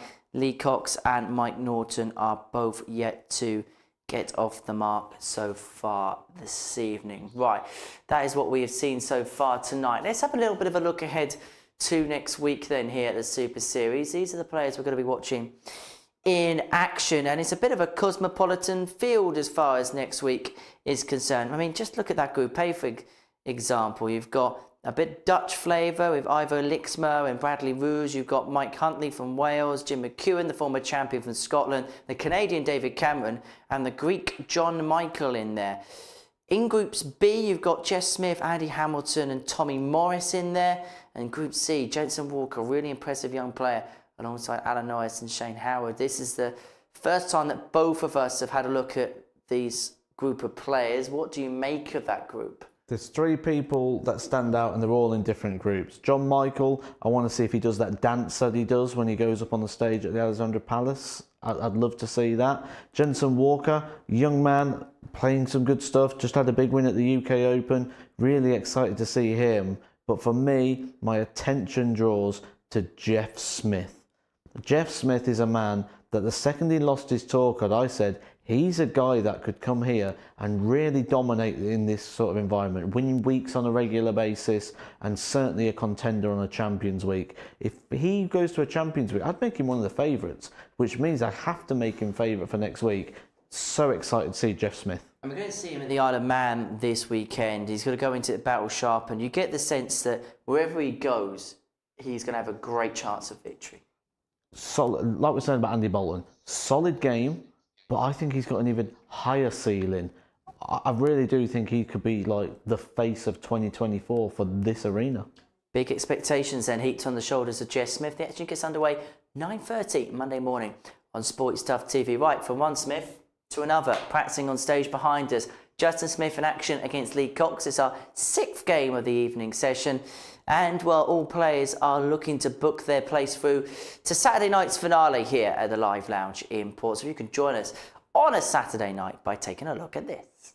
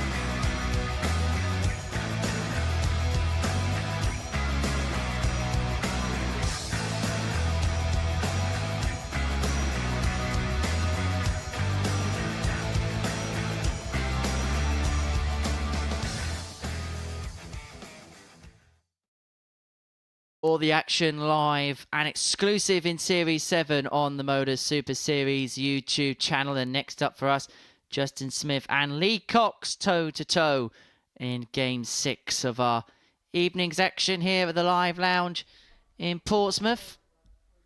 Justin Smith having won 2 games in a last leg decider so far this evening.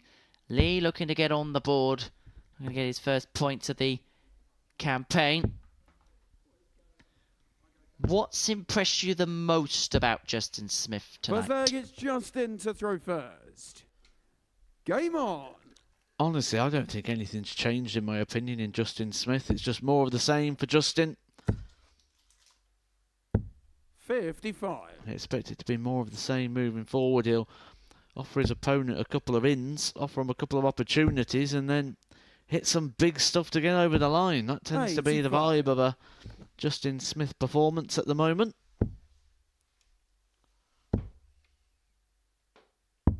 59. A man who self-progresses to be maybe a little bit idle at home when it comes to the practice and preparation time in getting ready to come here and be a regular winner in arenas like this. Is that now his natural next step, do you feel? 100. He's got wins, hasn't he? They're just a little too far apart. 26.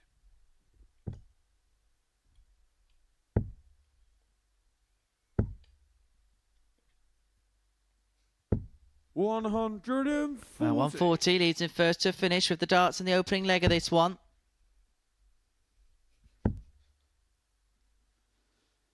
135. Justin, 147 for Justin Smith to lead 1-0. Not going to go on this occasion, and so Cox comes back for 155. 60. He requires 155. Treble 19. For the left, the requisite double. Smith leads 87 to take out the opening leg. 87. Justin, you require 87. Treble 17 with a left double 18. The single 20 leaves the bullseye. 62. And that finds the 25, and so Cox has an opportunity to break. Perfectly pinned. 2 4s. Now double 2. 66. Well, that's been the story of his night so far. 2 from 11 against Carlo Vampire. 3 from 19 against Andy Bolton, and Justin Smith takes full advantage, pinning the double 8 off the back of the 25 combo to lead 1-0. Second against Lee to throw first.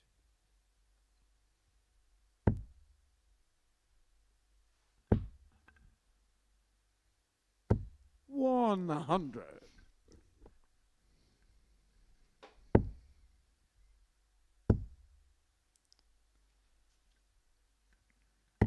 100. Mentioned it in the very first leg that Lee Cox played tonight when he He started missing on the outer ring. That the issue was always 100. in Lee Cox's mind. The missed darts at double. 30 darts he's 140. managed to have tonight, and he's hit 5. And there is that point where if you tell yourself a story enough times, eventually you'll start to believe it. 100.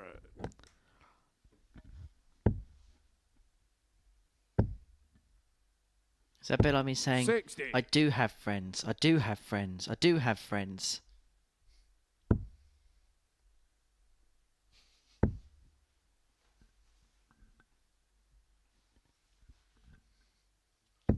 Okay, maybe not then. 24.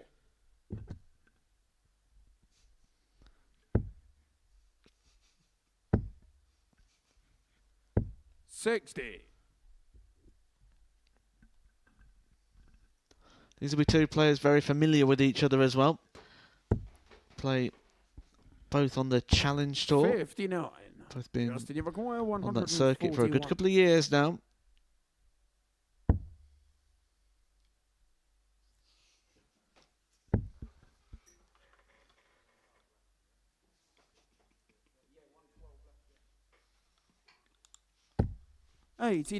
You require 118. 118. Is it number time? No, and so it could be break time to Justin Smith. 52. Justin, you require 52. 52 is what Cox has just scored. 52 is what Smith wants. 2 16s. Game 2-0. second leg. Justin Smith. And already we are seeing a massive case of table separation. There could be a conceivability here. If Bolton beats Vampire and Smith wins this one, that you could have 2 players on 6 points and the bottom of the pack will probably be chasing for just 3rd spot. Things are getting very serious very quickly.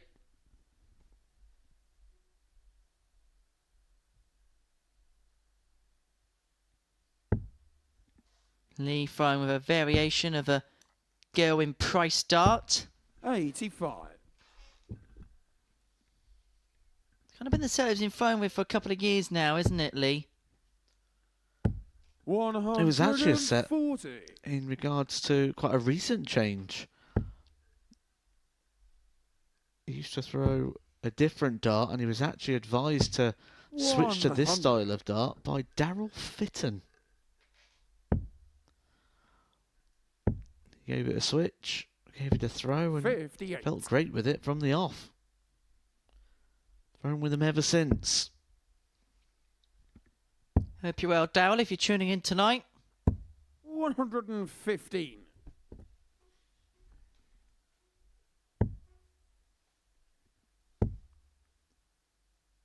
Smith may be feeling sleepy, but surely he's beginning to break the back of this match. 70 after 12. Cox on 201. And Smith's going to get the opportunity 60. to Justin, you've required open up 70. a 3-0 lead here. 2 16s. Game's 3-0 on the Smith. third leg. Justin Smith. 15 darter.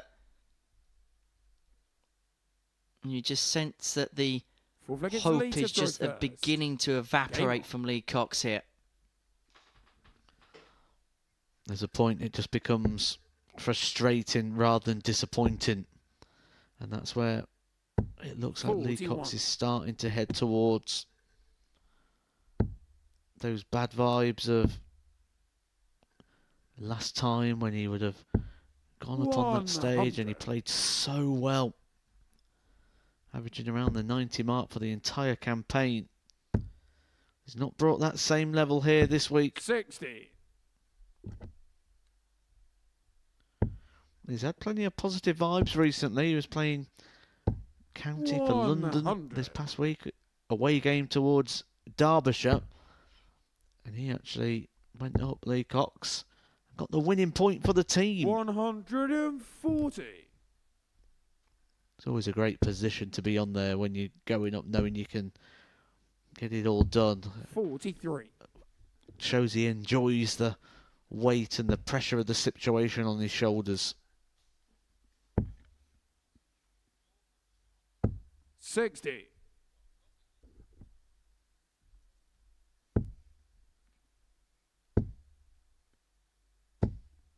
100. Smith first to it out, but Cox has the opportunity to leave it more handy. Crave a 140 here. Finds a 140. 158. 158 for Smith. Another one of them to wrap the match up. Double 19. And that would have been to have won it in sumptuous style. 20 for Tops. For Cox. 2 10s isn't found, so Smith is back for 19. 2 8s. To claim the points and to claim a hat-trick of victories. The Bearded Dragon is breathing down the neck of the finals night appearance on Saturday. He beats Lee Cox by 4 legs to 0, an 87-1-3 average, 4 from 6 on the finishing. 3 wins from 3 for the Bearded Dragon. Things are looking very, very, very, very, very good for him. Coming up next, Carlo Vampire against Andy Bolton.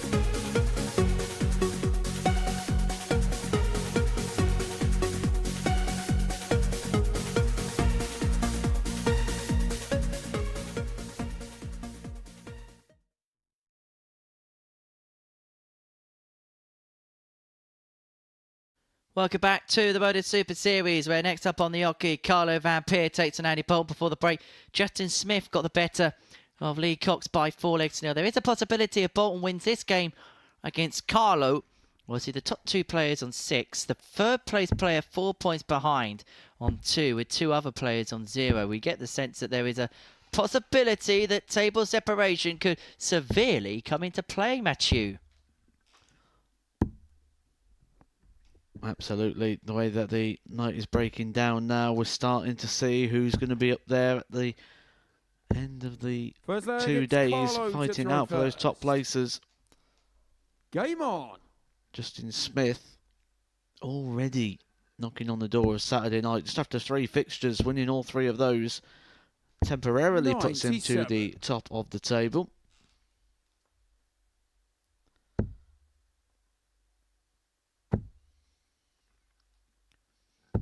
Mike Norton has looked a dangerous customer though tonight, and that's going to be an intriguing one in the next fixture when those two battle it out. 60.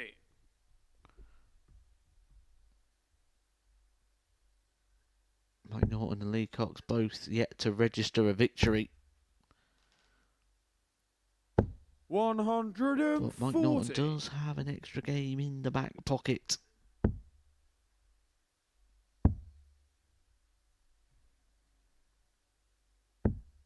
$80.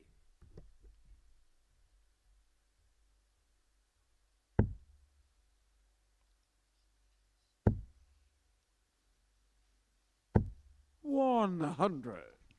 Bolton leaving 1-2-1 after 9, threatening the break in the opening leg of this match. 60. And they require 121. 1-2-1 is a very popular game on the practice board, but Bolton isn't going to take it out in the match itself. 55.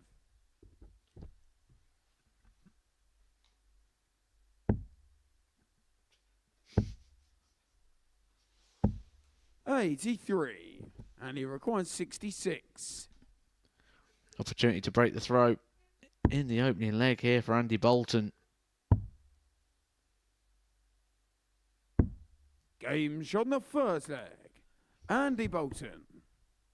Starting to feel it, isn't he, Andy Bolton? Not only playing well now, but Second leg, it's Andy to throw aggressive, first. puff of the cheeks, a bit of a pout. Well, he's got an aura about him, hasn't he, Andy? When he plays well, you know that he's playing well because he exudes that on the stage. 134.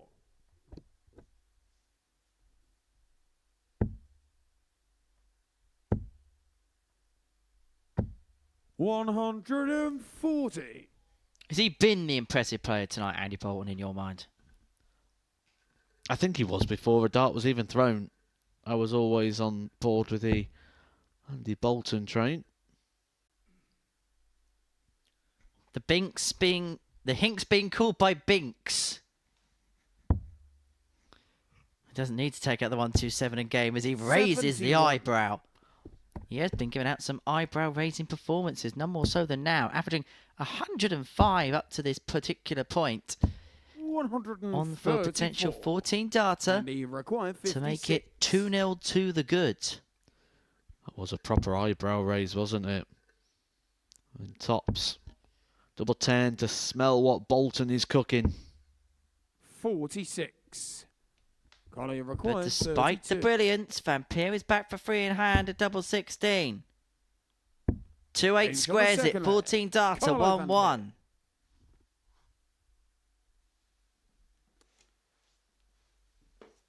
Filling it's Carlo to throw first. Game on.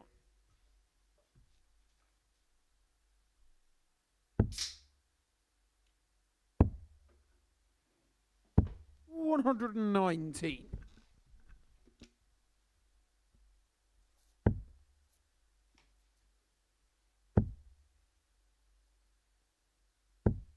$100.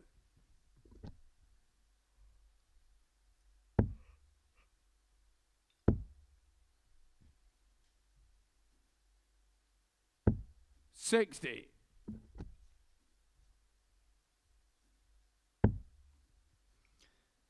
In the Premier League tonight, Luke Humphreys got his first nightly victory of the 137. campaign in Brighton, night 6 of that particular competition. Averaged 101 across the course of the evening. Victories 6-2 45. against Gerwin Price in the quarterfinals. Beat Rob Cross with an average in excess of 111 in the semi-finals, and then a 6-3 victory against Michael Smith in the final. And that means the world champion is second in the league 140. table on 12 points. Van Gerwen leads the way on 15. Littler and Cross occupy the final 2 playoff spots with 11 points to their name respectively 60. after night And he 6. requires 124. On night 1, Bolton's not going to be top of the pile. He's looking for what would be the first real big finish of the night. He wants 2 8s. 108. Still yet to see it on top of this evening. 57. And he requires 16. We have seen plenty of breaks a throw, though. Knows what Andy Bolton is chasing down He's on here, the and he third gets that leg. break a throw once Andy again. Bolton.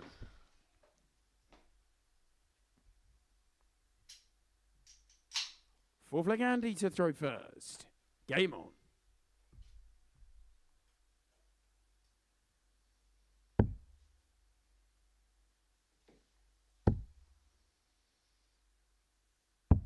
$59.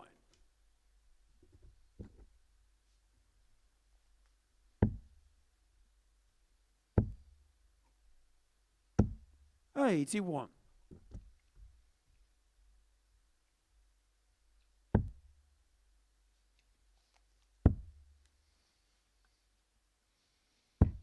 $96.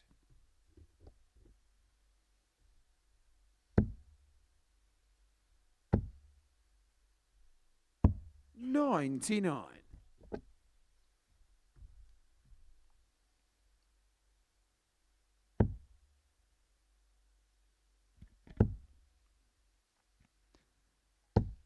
Big visit that for Bolton because the door was just beginning to open a little bit for Carlo there. Although if he finds a maxi there, he would be first to have finished. But Bolton, 206, 6 in his hand to move 3-1 in front. It would then move him a leg away from 6 points from 6. And it would lead to game 9 being a showdown between himself and Justin Smith as to who would complete the card on night 1 and who would hold the ascendancy going into day 2's worth of action.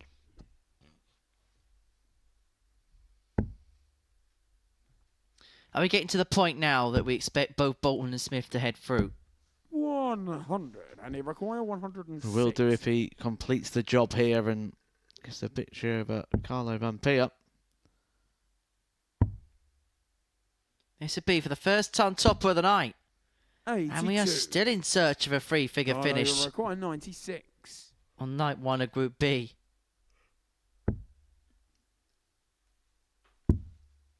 And for 2 double 19s there, Carlo. 80. Doesn't go, and so 24. Bolton for 3-1 wants 2 12s.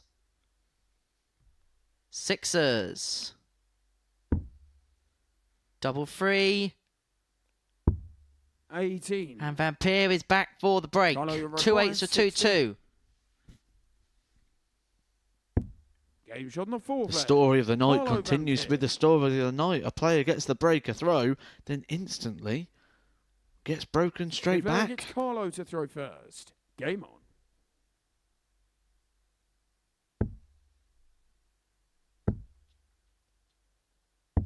$57. Coming up after this, we're going to be watching Lee Cox up against Mike Norton. It's the 8th game of the evening session. And we were just having a little bit of a look, as we do at the odds and the exchanges. And 140. Mike Norton goes into that game as the 2-1 outsider. When you consider the way that both players have played this evening, it just feels too big a 60. price for Mike. Oh, absolutely. I think that's a very, very tasty price. When you look at how dejected Lee Cox was when he left the stage. Looked so disappointed, looked so down on himself. Maybe just the defeats have just weighed a bit heavy on him. 100. The missed doubles, the missed opportunities. The average is just slowly sliding down, match upon match. I think 2-1's massive value there on Mike Norton. 100. So Bolton threatening the break here, leaving 1-2-1 after 9. And Peer nowhere to be seen in this leg. 100, and he requires 121. 1-2-1 for 3-2. May think about 15s. That's exactly what he was tempting. 89. And so it will return for 3 in hand, a double 16 to move his way in front again. 42, and he required 32. 2 16s. Double 8, but is that first start a little bit awkward? 16. Carlo, you require 142. This would be a haymaker if it goes. This would be a dagger for Bolton. If he can find Tots or 142 and it grazes the wire. And he requires 16. Andy, one of those experienced players, that won't fluster him. Some people, it might knock him out of their stride.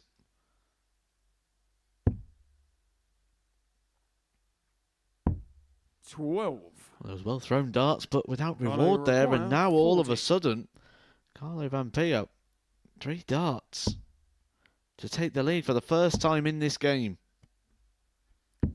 Double 10 doesn't 20. go.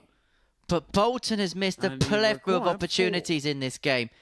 In matter of fact, he's 2 from 16 when it comes to the outer ring.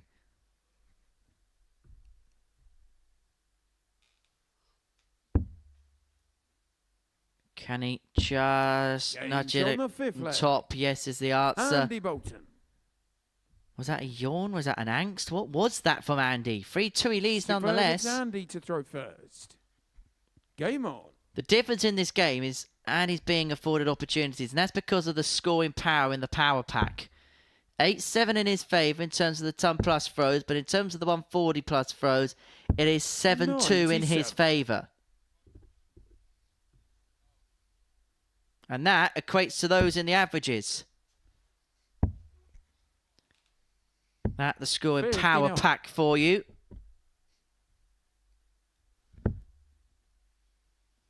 And in terms of the checkouts, 60. 15 missed darts at double, but that is because of 125. that power scoring.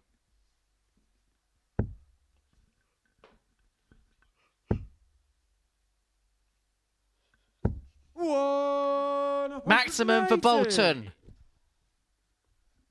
He's 3 darts away potentially now from the match. 100. And he requires 164. He's got a couple of bites of the 164. Doesn't have to chase if he doesn't want to. 96. Do you reckon he would have gone for it? No, he's far too experienced to get drawn into trying to have a flashy moment. The only moment he wants is a winning one. 96. And he requires 68. Is this the winning moment? He's gonna have to go around the houses a little bit for it to happen. It's a dart at tops of the match. 48. It's below, and so Vampire has a Hail Mary effort on Although the you require 121 to take us all the way to a decider.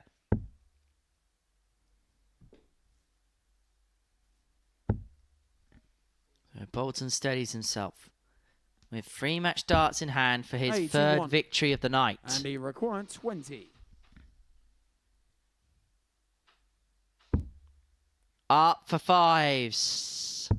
In the Game 5s. shot and the match. And Bolton and Smith are Andy going to have a Bolton. shootout in game 9 of the session to see who's going to have the perfect evening. Because he, like the bearded dragon, have picked up a hat-trick of wins to kickstart their night. Despite a 4 from 21 checkout ratio, Bolton has an average north of 90. And the real difference in the game came in the power scoring stakes. 7-2, as you can see there in the scoring power pack on the 140s. Bolton wins. Next up, it's Cox Norton.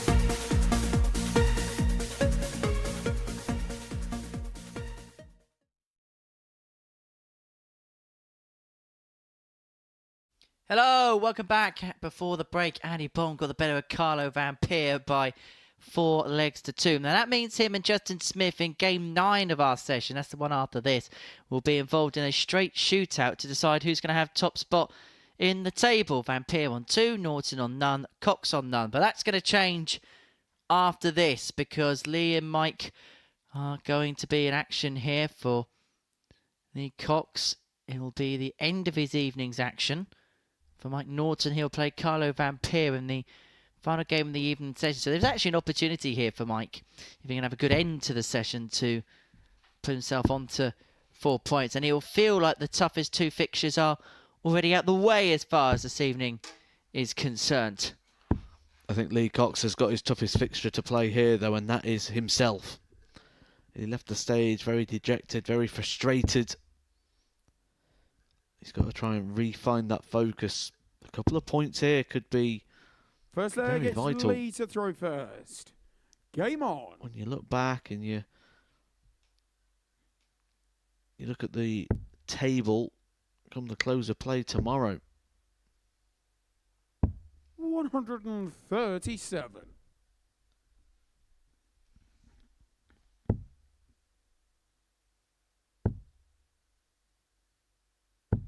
$95.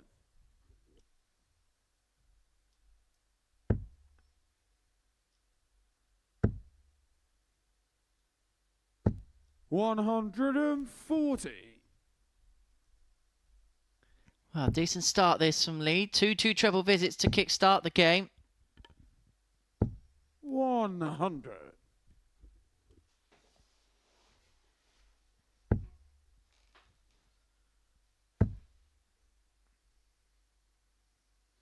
120. Good to see from Lee Cox.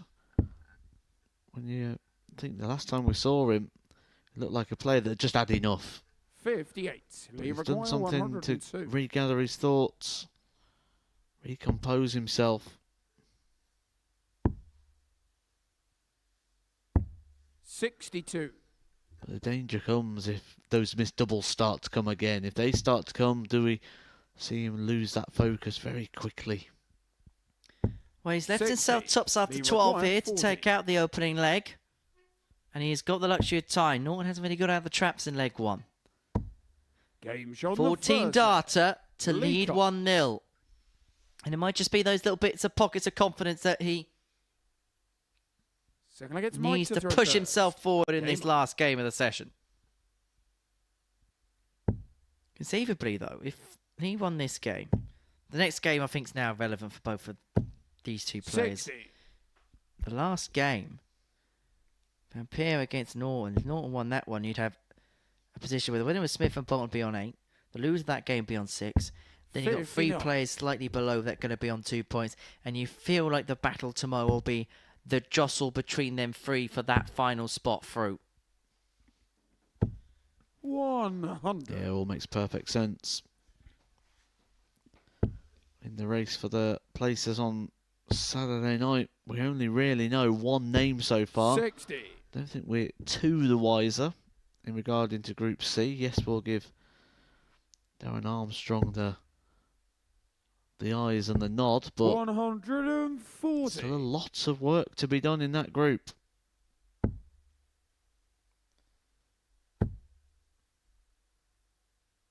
$97.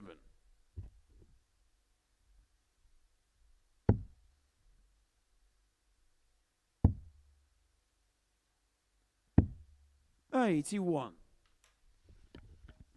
So 81 leads 120. Norton looking to level this game up at 1 apiece. 134. Mike Cox McGuire, finds a finish of 120. his own. Is that pitched nicely for the trouble of the second dart? Not on this occasion. But he is going to 100. find one with the McGuire, last dart to leave 151. himself on double 10 if this does not go. If it doesn't go, and it won't.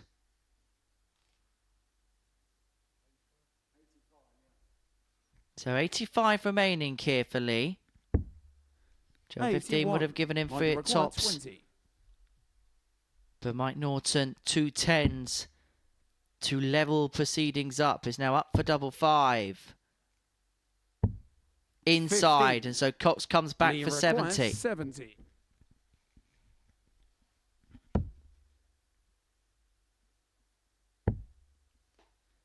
Two 16s for Game's on 2-0, the second and leg. Cox has found a Lee break. Cox.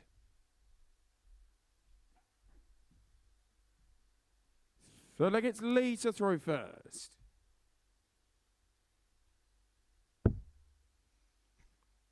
This would be a first win in 11 for Lee 26.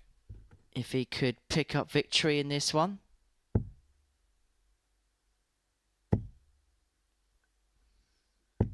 $100. And I suppose when you're in a position like Lee is, where he's tried so hard but he's not getting the warranted results, it does eat away and eat away and eat away, doesn't it? 58. Absolutely. And even though in the worlds that we look at and the way we look at a Group B, we'll say, well, if he is to win this game, it'll be a positive to take away with him. He won't see it that way. He'd still leave here disappointed, still would have expected more of himself. 121. He's another one of these players that have very high expectations and standards, wants to be a PDC tour card holder, thinks it'll be the making of him. He 100. expects that if he was to get that card, he'd move on to the next level.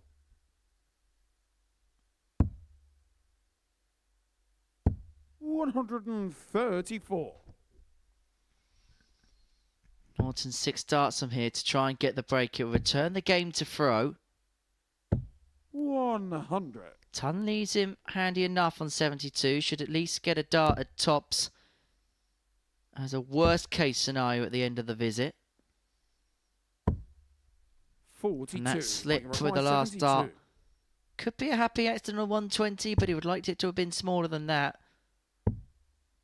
And so one dart at tops for Norton. Game's Only on the needs the third one leg. to break back in Mike 15, bring the game back to 2-1.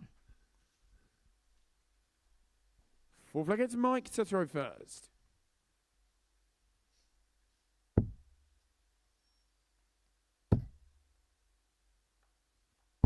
$59. So this is game 8 of 10.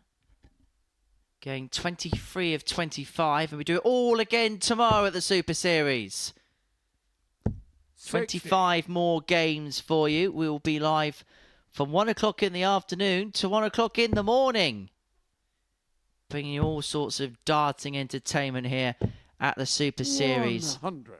And remember, it never stops here at the Live Lounge in Portsmouth, because when we're done, you can head over to the YouTube channel and you can watch all sorts of goodies on there. The 41. bullseye challenges, the various bonus content that we provide on that particular channel. And if you 81. are somebody of the TikTok variety, then you can tune into some of our content that we are producing out over there. I hear it is lit. 81. It's very tick and it's very tock. I hear that is the in ting right now. 81.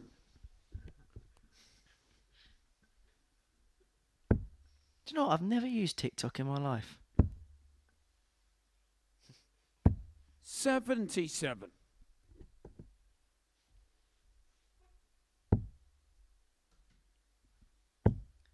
Norton wants another treble here to leave himself tops, and suddenly this game, 140. in the space of a couple of legs, could completely change. It looked like Cox was in control at 2-0. But Norton's come rearing back and is going to have 3 in hand to square this game back up. 100. Might you require 40. And Cox is nowhere to be seen. Game shot on the fourth leg. Mike Norton.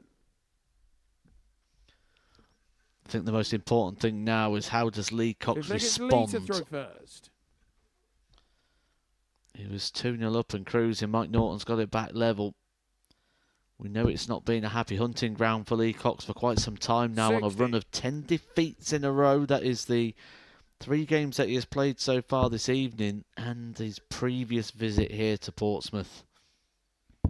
136. Played very well on that last occasion here, but hasn't found that level yet tonight.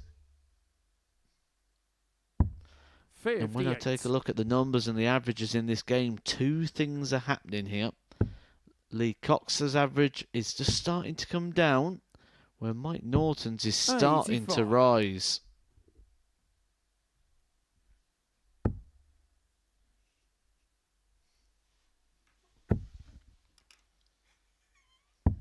$59.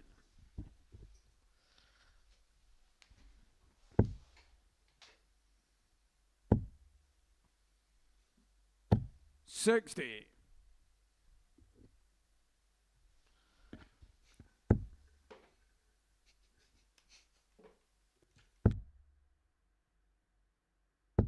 140.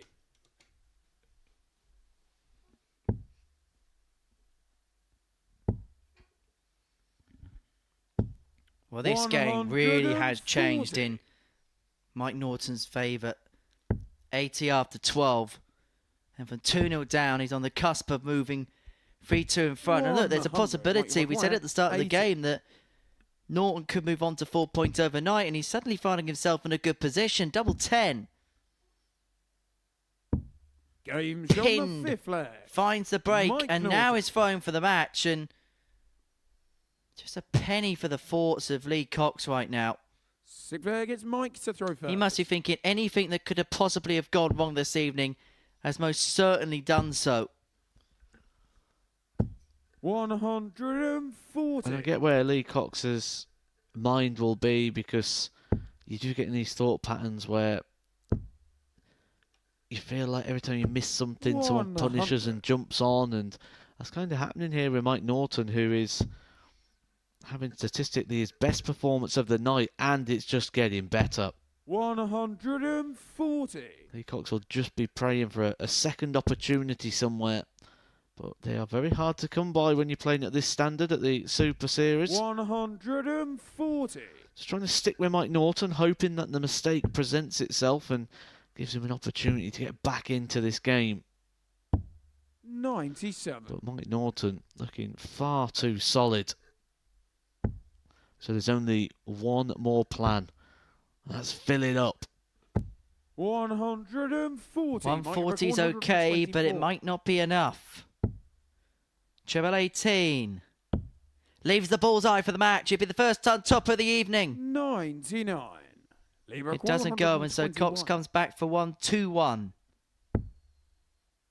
Triple 17. Wood left the ball, and Norton is back 97. to condemn Lee to a 25. pointless evening. 9 for double 8. And now 2 4s. Doesn't go, 21. and so Cox gets a chance. Lee required 24. 2 12s to take us the distance. He's left it after 12. Double 6. Bends the wire.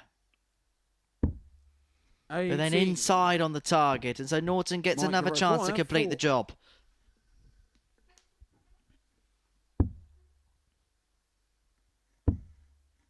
Scratching around the madhouse. 2.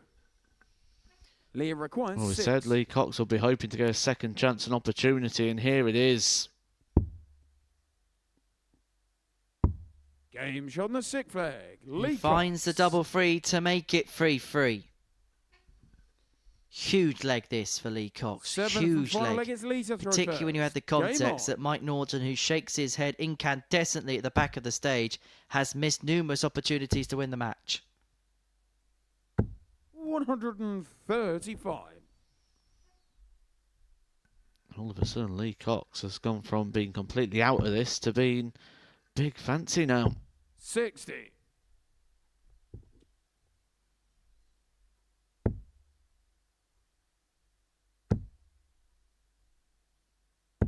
140.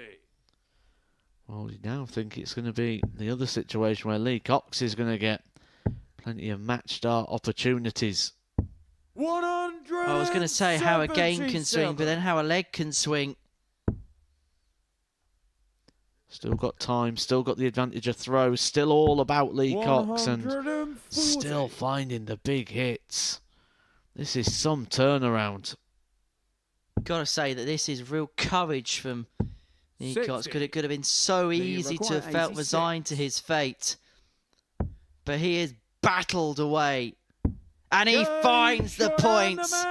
It is a figure of frustration as he gets over the line, but he has found a win at the end of the night.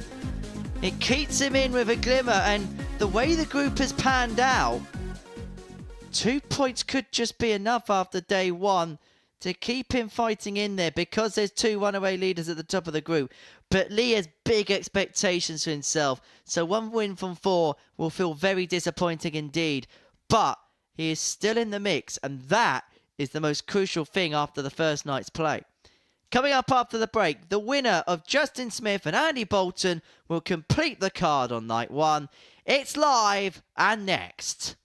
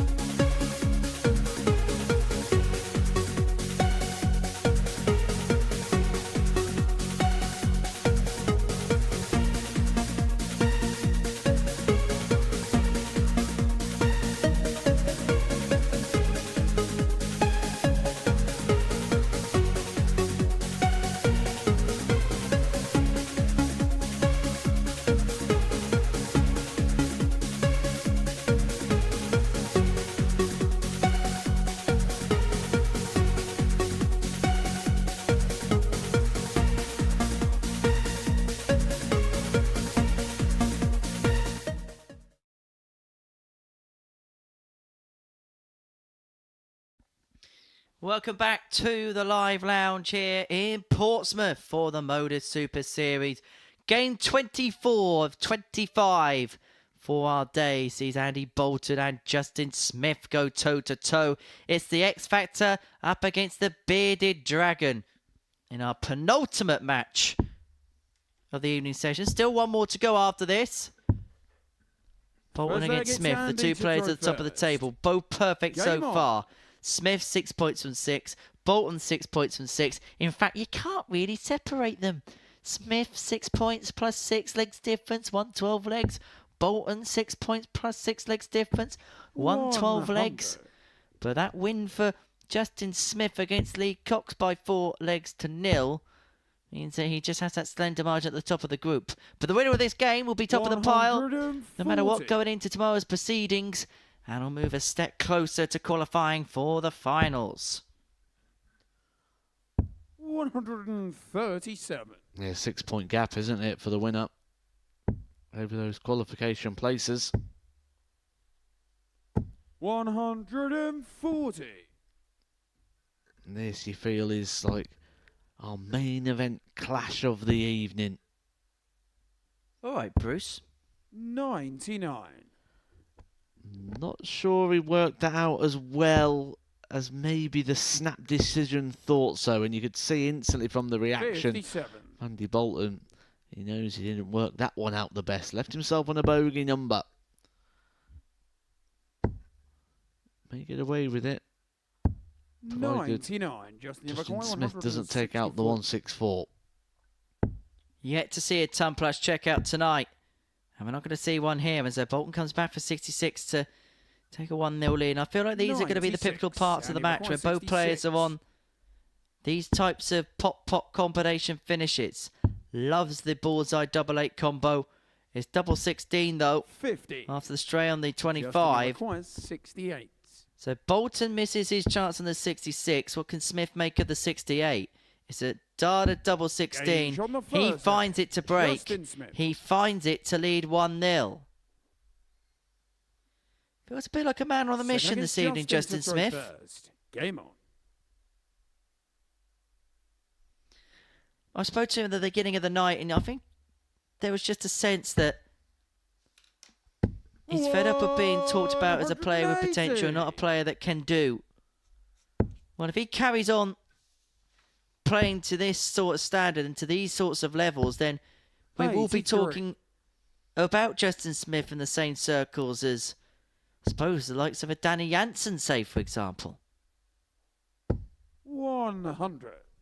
But the key is backing it up with Justin. He's doing it here. A mighty fine performance so far from Justin Smith. And you got to do this when you're playing Andy Bolton. You got to find that A game. 140.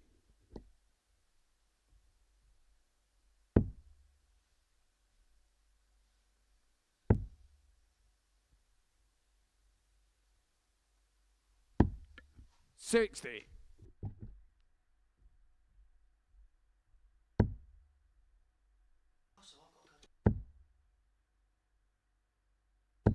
$140. So, both players on a finish after 9. Smith first poke at the 161. That's not going to go, and so Bolton 138 to square the game up at 1-1. 138.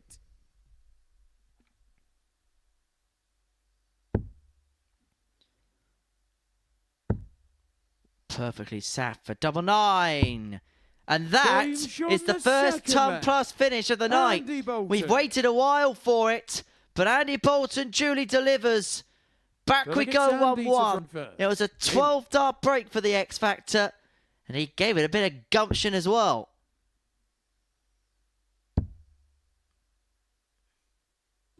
$134.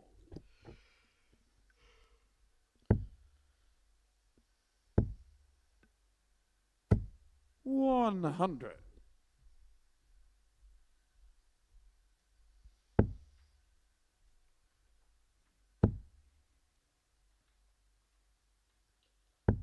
$100.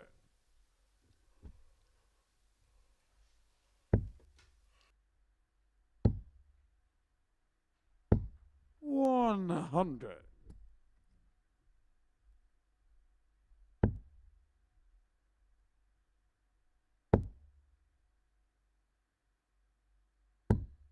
$100.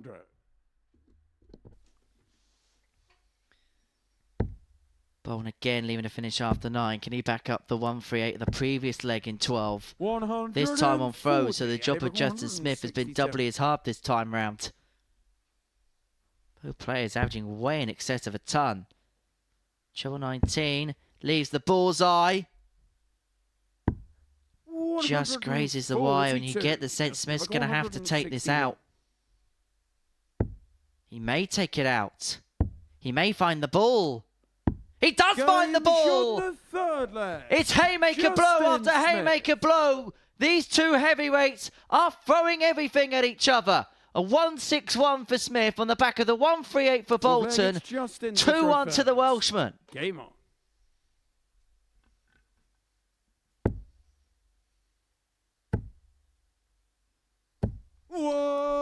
This is a proper duel.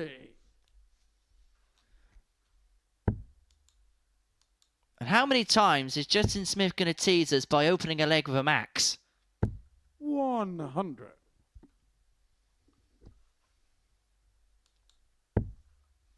The averages are mesmeric.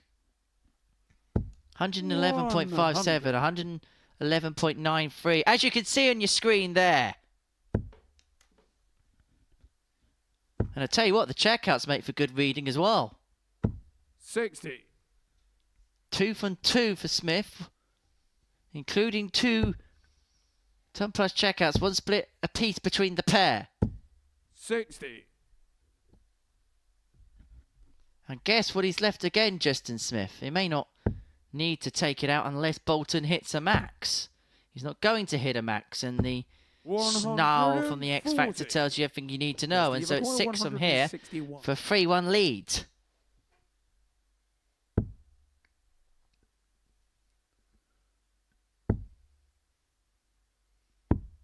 $57.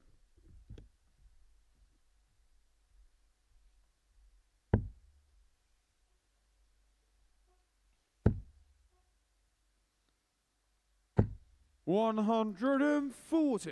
To keep the Just trend over going. 104. Not seen many tumblers finishers all night. Well, we've seen 2, and they've both been in this game. 30. And he requires 61. And so Bolton to break back to square this game up at 2-2. It's 8-8. It's Game's 2 on the apiece. forfeit. It's a high quality Andy Bolton. contest.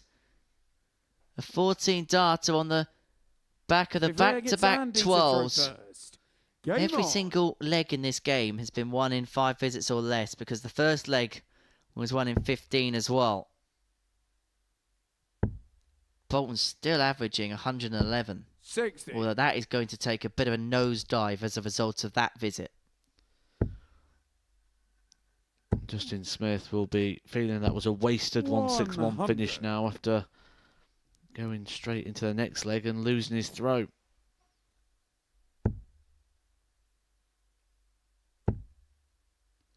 Now Andy Bolton starting to turn the screw. 140.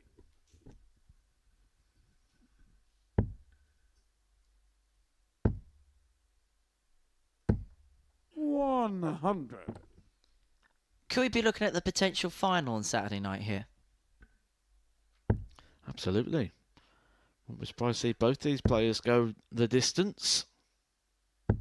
140. Still that average ticks over the 111 mark for Andy Bolton. 60. Well, And he requires doesn't have to hit it back at 161. Smith, but it would feel sweet. Still got the 6 darts though to set up. And he is going to leave it 137. mighty fine. Double 12 after 12 to keep up the trend of legs being won in 5 visits or under in this match. 45. And he requires And he's got all the time he 24. needs. A luxury that's not really been there in this Game's on game. the fifth But a leg. luxury has Andy certainly earned Bolton. in that leg. A 13 dart leg to now start taking Sigler gets control of Justin to things. throw first. He's one Game leg on. away from one perfect day. I'm going to make a point of saying one 57. perfect day because I still won't be surprised to see Andy Bolton do the double perfect.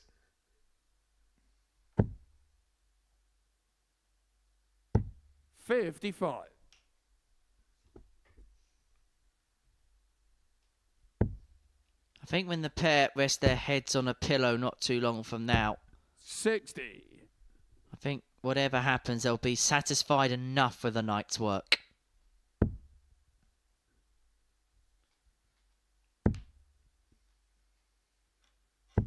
$83.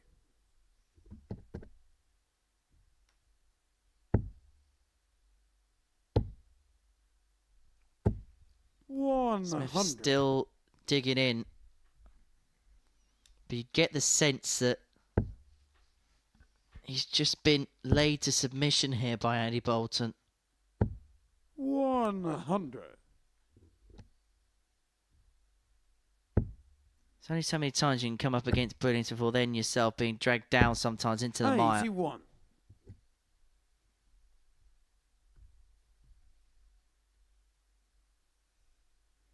15 points in the averages. 108 plays 93. 134. And he leaves himself a 129 to win the match. Smith needs to find a couple of trebles, but not of that variety. He recovers with the last dart to hit a ton, but this for the match. This is in Andy Bolton range. This is the sort of territory where he lives. 97. Justin, you And that require makes 103. Justin Smith backs to the walls, must go. These are the things he needs to dig out of the locker. He won't get a dart at the double. 39. And That could be it. 32. Could be curtains. If Bolton can find double 16. Yes, he can. It's a wiggle of approval from Andy Bolton, who beats Justin Smith by 4 legs to 2. He tops the pile overnight. 4 wins from 4 for the X Factor. A good night's work for Justin Smith. 3 victories for him. But have a look at the numbers. 107.17, a 138 checkout, and that was preceded by a 161 of Justin Smith. So one more game to go after the break. We're going to be watching Mike Norton take on Carlo Vampire. It's game 25-25.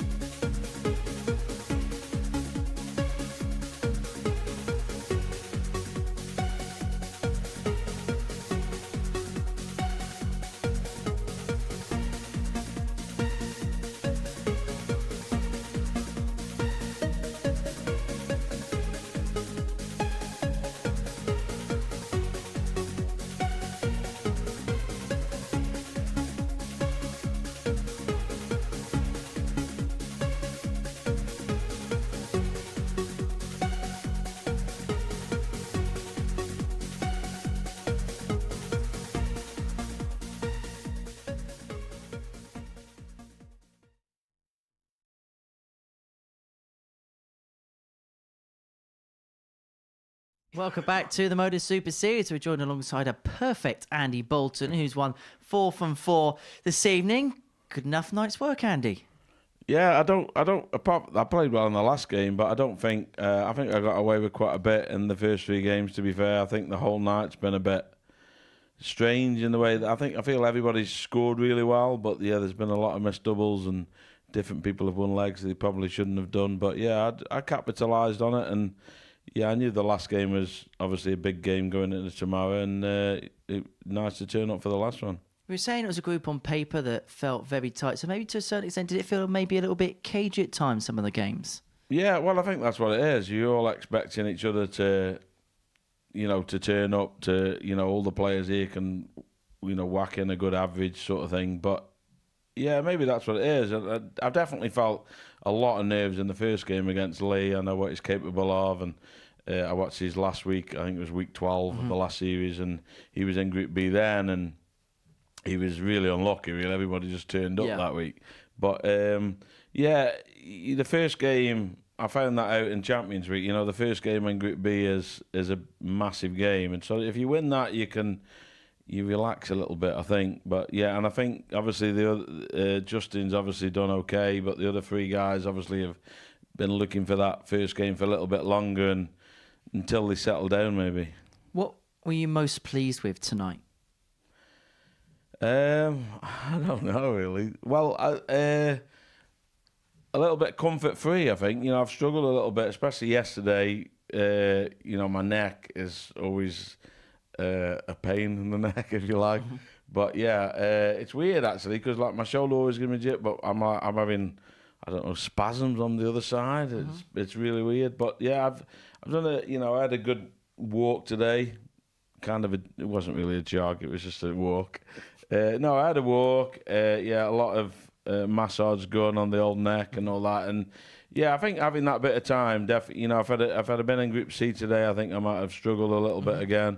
But yeah, I think I played a lot with a lot more freedom, tried to relax my arm a lot more, and yeah, you know, it seems to paid off, and hopefully it's all in time for Saturday night. Well, Friday night first. Friday night tomorrow. First steps first, but you've put it in a very good position for yourself. Yeah, I mean, you know, you come in Thursday night, and you know, if you can get three, I always think if you get 3 out of 4, you're in a great position. Yeah, so a perfect night as a perfect start for the perfect decks. I don't know. I don't know where I was going with that one. Yeah. Nor do I, but we got there in the end. We Andy, got there in the end. Appreciate your time as ever. Pleasure Always as great always. catching up with you. Got one more game to go, and I'm going to head up to the commentary box to join Matthew Edgar for it.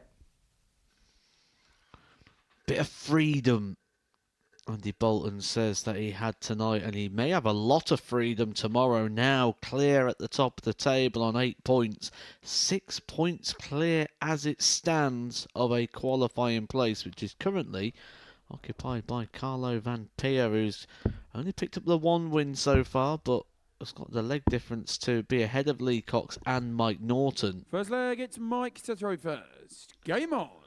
But we're now up for the grey trouser derby, where Mike Norton will be looking to get himself off the foot of the table. 180. He missed a lot of match darts in the previous game when he took on Lee Cox. A dart at the ball. 27. A couple of darts at the 25. Another handful of darts. He was chasing it round. Got stuck in the madhouse, and then an 11 darter 82. from Lee Cox, compounding the misery of the evening for Mike Norton. If Carlo is to get the victory here, 140. he's going to start making it very tricky for Mike Norton to have any hope of finding a way through to Saturday night. 29. Sort of the double whammy fixture tomorrow. All the players will play once again, starting from 10 o'clock on the 140. Super Series YouTube channel. But it'll be in reverse order. So your last game this evening, Mike Norton versus Carlo Van Pier, will be your first game tomorrow evening. We just switch around the advantage of throwing first, so it will be Carlo Van Pier with the darts tomorrow, which means if he can get the double in this fixture before another player comes to the board, Van Pier would be pretty much job done. 52. Carlo required 32.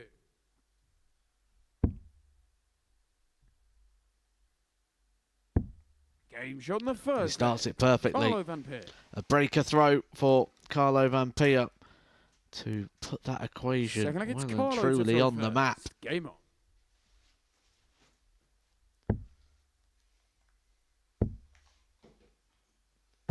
$140.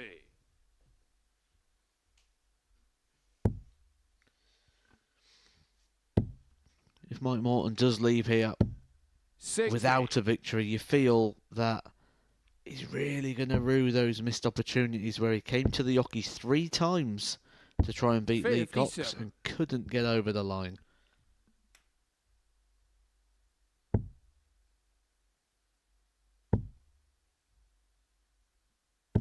$100.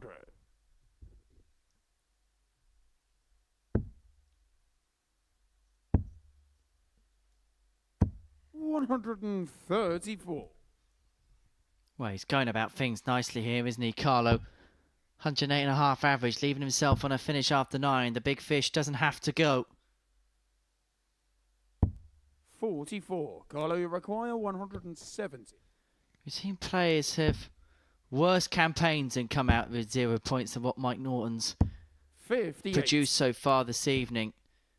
But he'll go back to those, particularly the early defeat against Justin Smith, the 4-3, where had an opportunity to get the game 45. done, but couldn't Carlo, cross you the require line. 112.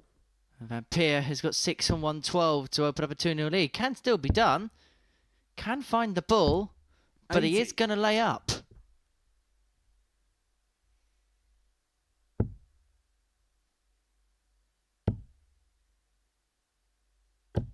$60. Carlo, you require 32. 32 for 2-0. Game's In on it the goes. second leg. 16th data for Carlo Van Peer. He is 2-0 to the good against Mike Norton. He is halfway towards victory. The leg gets Mike to throw At the end of what's first. been a marathon Game. session here at the Super Series. What's been your highlight, Matt? 100. I think the increased performance of Andy Bolton game on 81. game has probably been the story of the night. Mike Norton getting some steps in.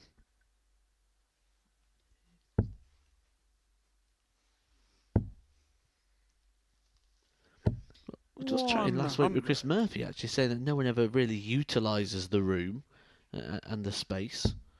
We did actually reference potentially Richie Burnett being 121. someone who may go off the stage and have a little wander around.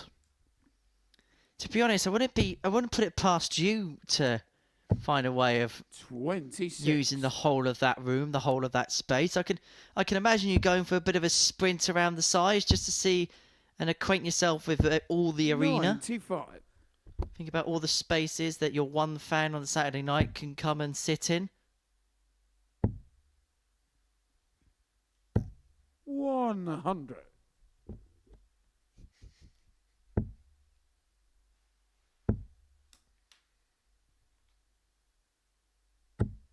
$100.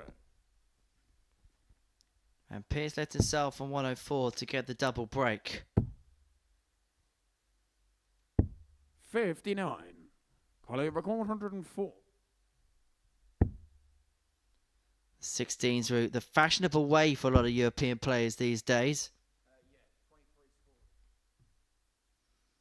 81 left. 48. Mike, you require 116. 116 for Norton. It's not going to go, so Van Peer for the double break. He's going to get a couple of 100. darts at Carlo, Tots you of 3-0. require 56. It is tops. But it's not 3-0 just yet. Mike, you require 16. Still time for another dosage of darting drama. That's awkward. Shimmies across. Game's on Finds the a third way. leg. Mike Norton. Back to 2-1. He's still in the game. We might have a contest on our hands. Fourth leg, it's Carlo to throw first. Game on.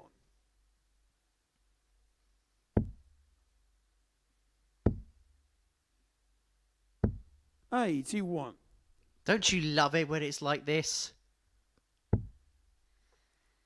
And the drama is in full flow. It's great to see the players 81. essentially under pressure. Mike Norton is right at the bottom of the table at the moment, not picked up any points. We have seen people turn this sort of 96. situation around before, but let's call him Berry then. Carlo. been a long day. Van Peer 60. would be 4 points adrift of him already. Yeah, but at least you pronounced his name with R's in. 100.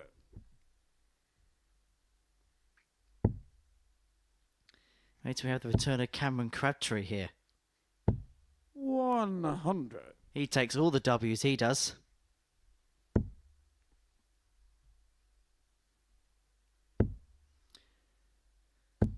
Making inroads on throat. Van Peer leaving 84 after 12 for a 3-1 lead. You know when someone's feeling good about themselves when they start 70. zipping around the stage like Carlo Carlo Van Maguire, Peer is 84. right now. He hits the shot. He's racing up and down the hockey. He thinks it's the bullseye challenge. He's racing away with the match. 72. Well, at least that was the intention. He is going to come back for 3 more at double six. Norton can't provide anything tangible. 60. Carlo, you require 12. And so double six. Now down for threes. Game shot 4-3-1, and he's a leg Carlo away Van Peer. now. Fifth leg, it's Mike to throw first. Game on.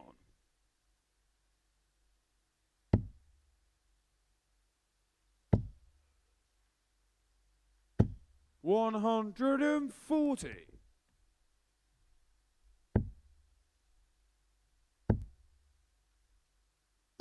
100.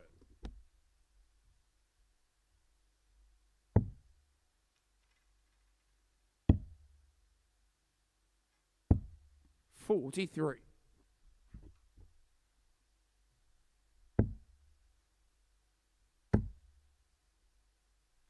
190. Max Van Peer, he is closing in now. Average just under 96. Been a 60. good performance this from Carlo. And he might be about to round it off with a big success and a big 3 points, which would just put him on to 4 points in the group. But if he can win it 4-1, it'd be +2 in the legs difference. And the next closest rival would be Lee Cox on -6 and 2 points. So effectively, he would be 4 points in front. Bull. 25. No, doesn't decide to go that way. 85. He is Mike going to Maguire, leave himself on 160. top, so Sets it up beautifully, but Mike Norton would love a dart of tops here. He's going to get one. That would have been the highlight of the 120. night. But it might Carlo, be you require the 4. end of the night. it will be the end for Norton, who is on 0 points after night 1. Carlo Van Peer seals a huge 4-1 victory against Mike Norton. It means 2 wins and 4 in his opening evening's play. And he's in a very good suit, really, to take on the honours as far as Group B glory is concerned, or at least the top 3 spots. 95-58 the average there, 4 from 11 on the doubling. And so it's a fairly uniform table following the end of the first night's action. And we will analyse it all after this short break.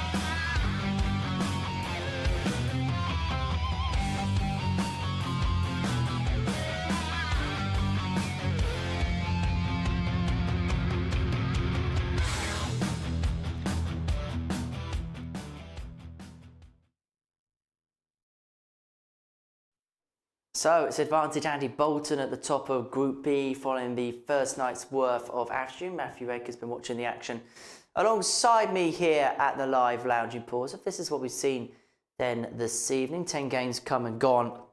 Very tight start to the day, 3-4 frees to kick start. And well, then we saw two players really grow into the group. Andy Bolton winning 4, Justin Smith winning 3, and realistically speaking, they're a step above. This group has been all about Andy Bolton. If you rewind the tape back to the start of the show, I said I expected it to all be about Andy Bolton, and it was. I think it'll be the same case tomorrow. I think the rest are playing for those places, and Justin Smith clearly head and shoulders above that as well. So it's all on that race for that last place, which at the moment Carlo Vampire is occupying. And on the basis of that last performance, he's going to take some stopping tomorrow. And he still felt, Andy, as if he had gears to go this evening, which has got to be a frightening prospect for the rest of the field. And he feels that as well. So whatever he's feeling that, and he's feeling confident in himself that he can produce something, he certainly did in that last game. He was very aware that that was a performance. And he was also aware of something that we kind of picked up in commentary as well. He said it's been a bit of a strange night where he described it as people winning legs maybe they shouldn't have, where the story I sort of saw unfolding a lot of the time was a player breaks the throw and then gets instantly broken back. So yeah, some strange patterns of play tonight, but in the end, the right man's on top. As far as Justin Smith's concerned, we've been talking a lot about him over the course of the coverage this evening, about maybe taking that next step of evolution as far as the game's concerned. But tonight was definitely a step in the right direction for him. Can't really fault Justin Smith tonight. Really good, solid performance. Not too much going sort of awry. There was a few sort of wayward moments at times from Justin Smith, but you would expect that. There was nothing really where Justin Smith sort of like lost his concentration, lost his focus, got frustrated. And it's good sort of to see those characteristics coming into his game on a regular, consistent basis. So Justin Smith in a very good position to progress his way through to the finals tomorrow evening. And then the other 3 spots is kind of open for interpretation, but it's advantage Carlo Vampire. Big advantage Carlo Vampire as well. Mike Norton had his chance in the game with Lee Cox. It's Lee Cox now who's probably got the closest opportunity, but we're just not seeing enough sort of consistency from those two to suggest that they're going to be able to turn this around. Mike Norton's currently 4 points out of a place, Lee Cox 2 points out of a place, but if one of them can beat a Justin Smith or an Andy Bolton, all of a sudden they're going to put themselves back in the mix, but it's going to be those head-to-heads that decide that third place, it looks like. Well, let's have a look then at the table following the end of the first day's play, because it makes very good reading if you're Andy Bolton. 4 wins and 4, 8 points to his name. Justin Smith on 6. Well, it's fairly uniform, isn't it? 4-2-0 at the end of the first day's play. You get the sense of when rather than if as far as Andy Bolton's concerned tomorrow. It'll probably even be the first game. I do expect that we're going to be talking about him in that same ilk as David Davies when he went into a Saturday after a perfect Group B campaign. Andy Bolton, I rate him highly. I really do. He's one of those players that's been around 10, 15 years, who's always been sort of competitive at that professional level.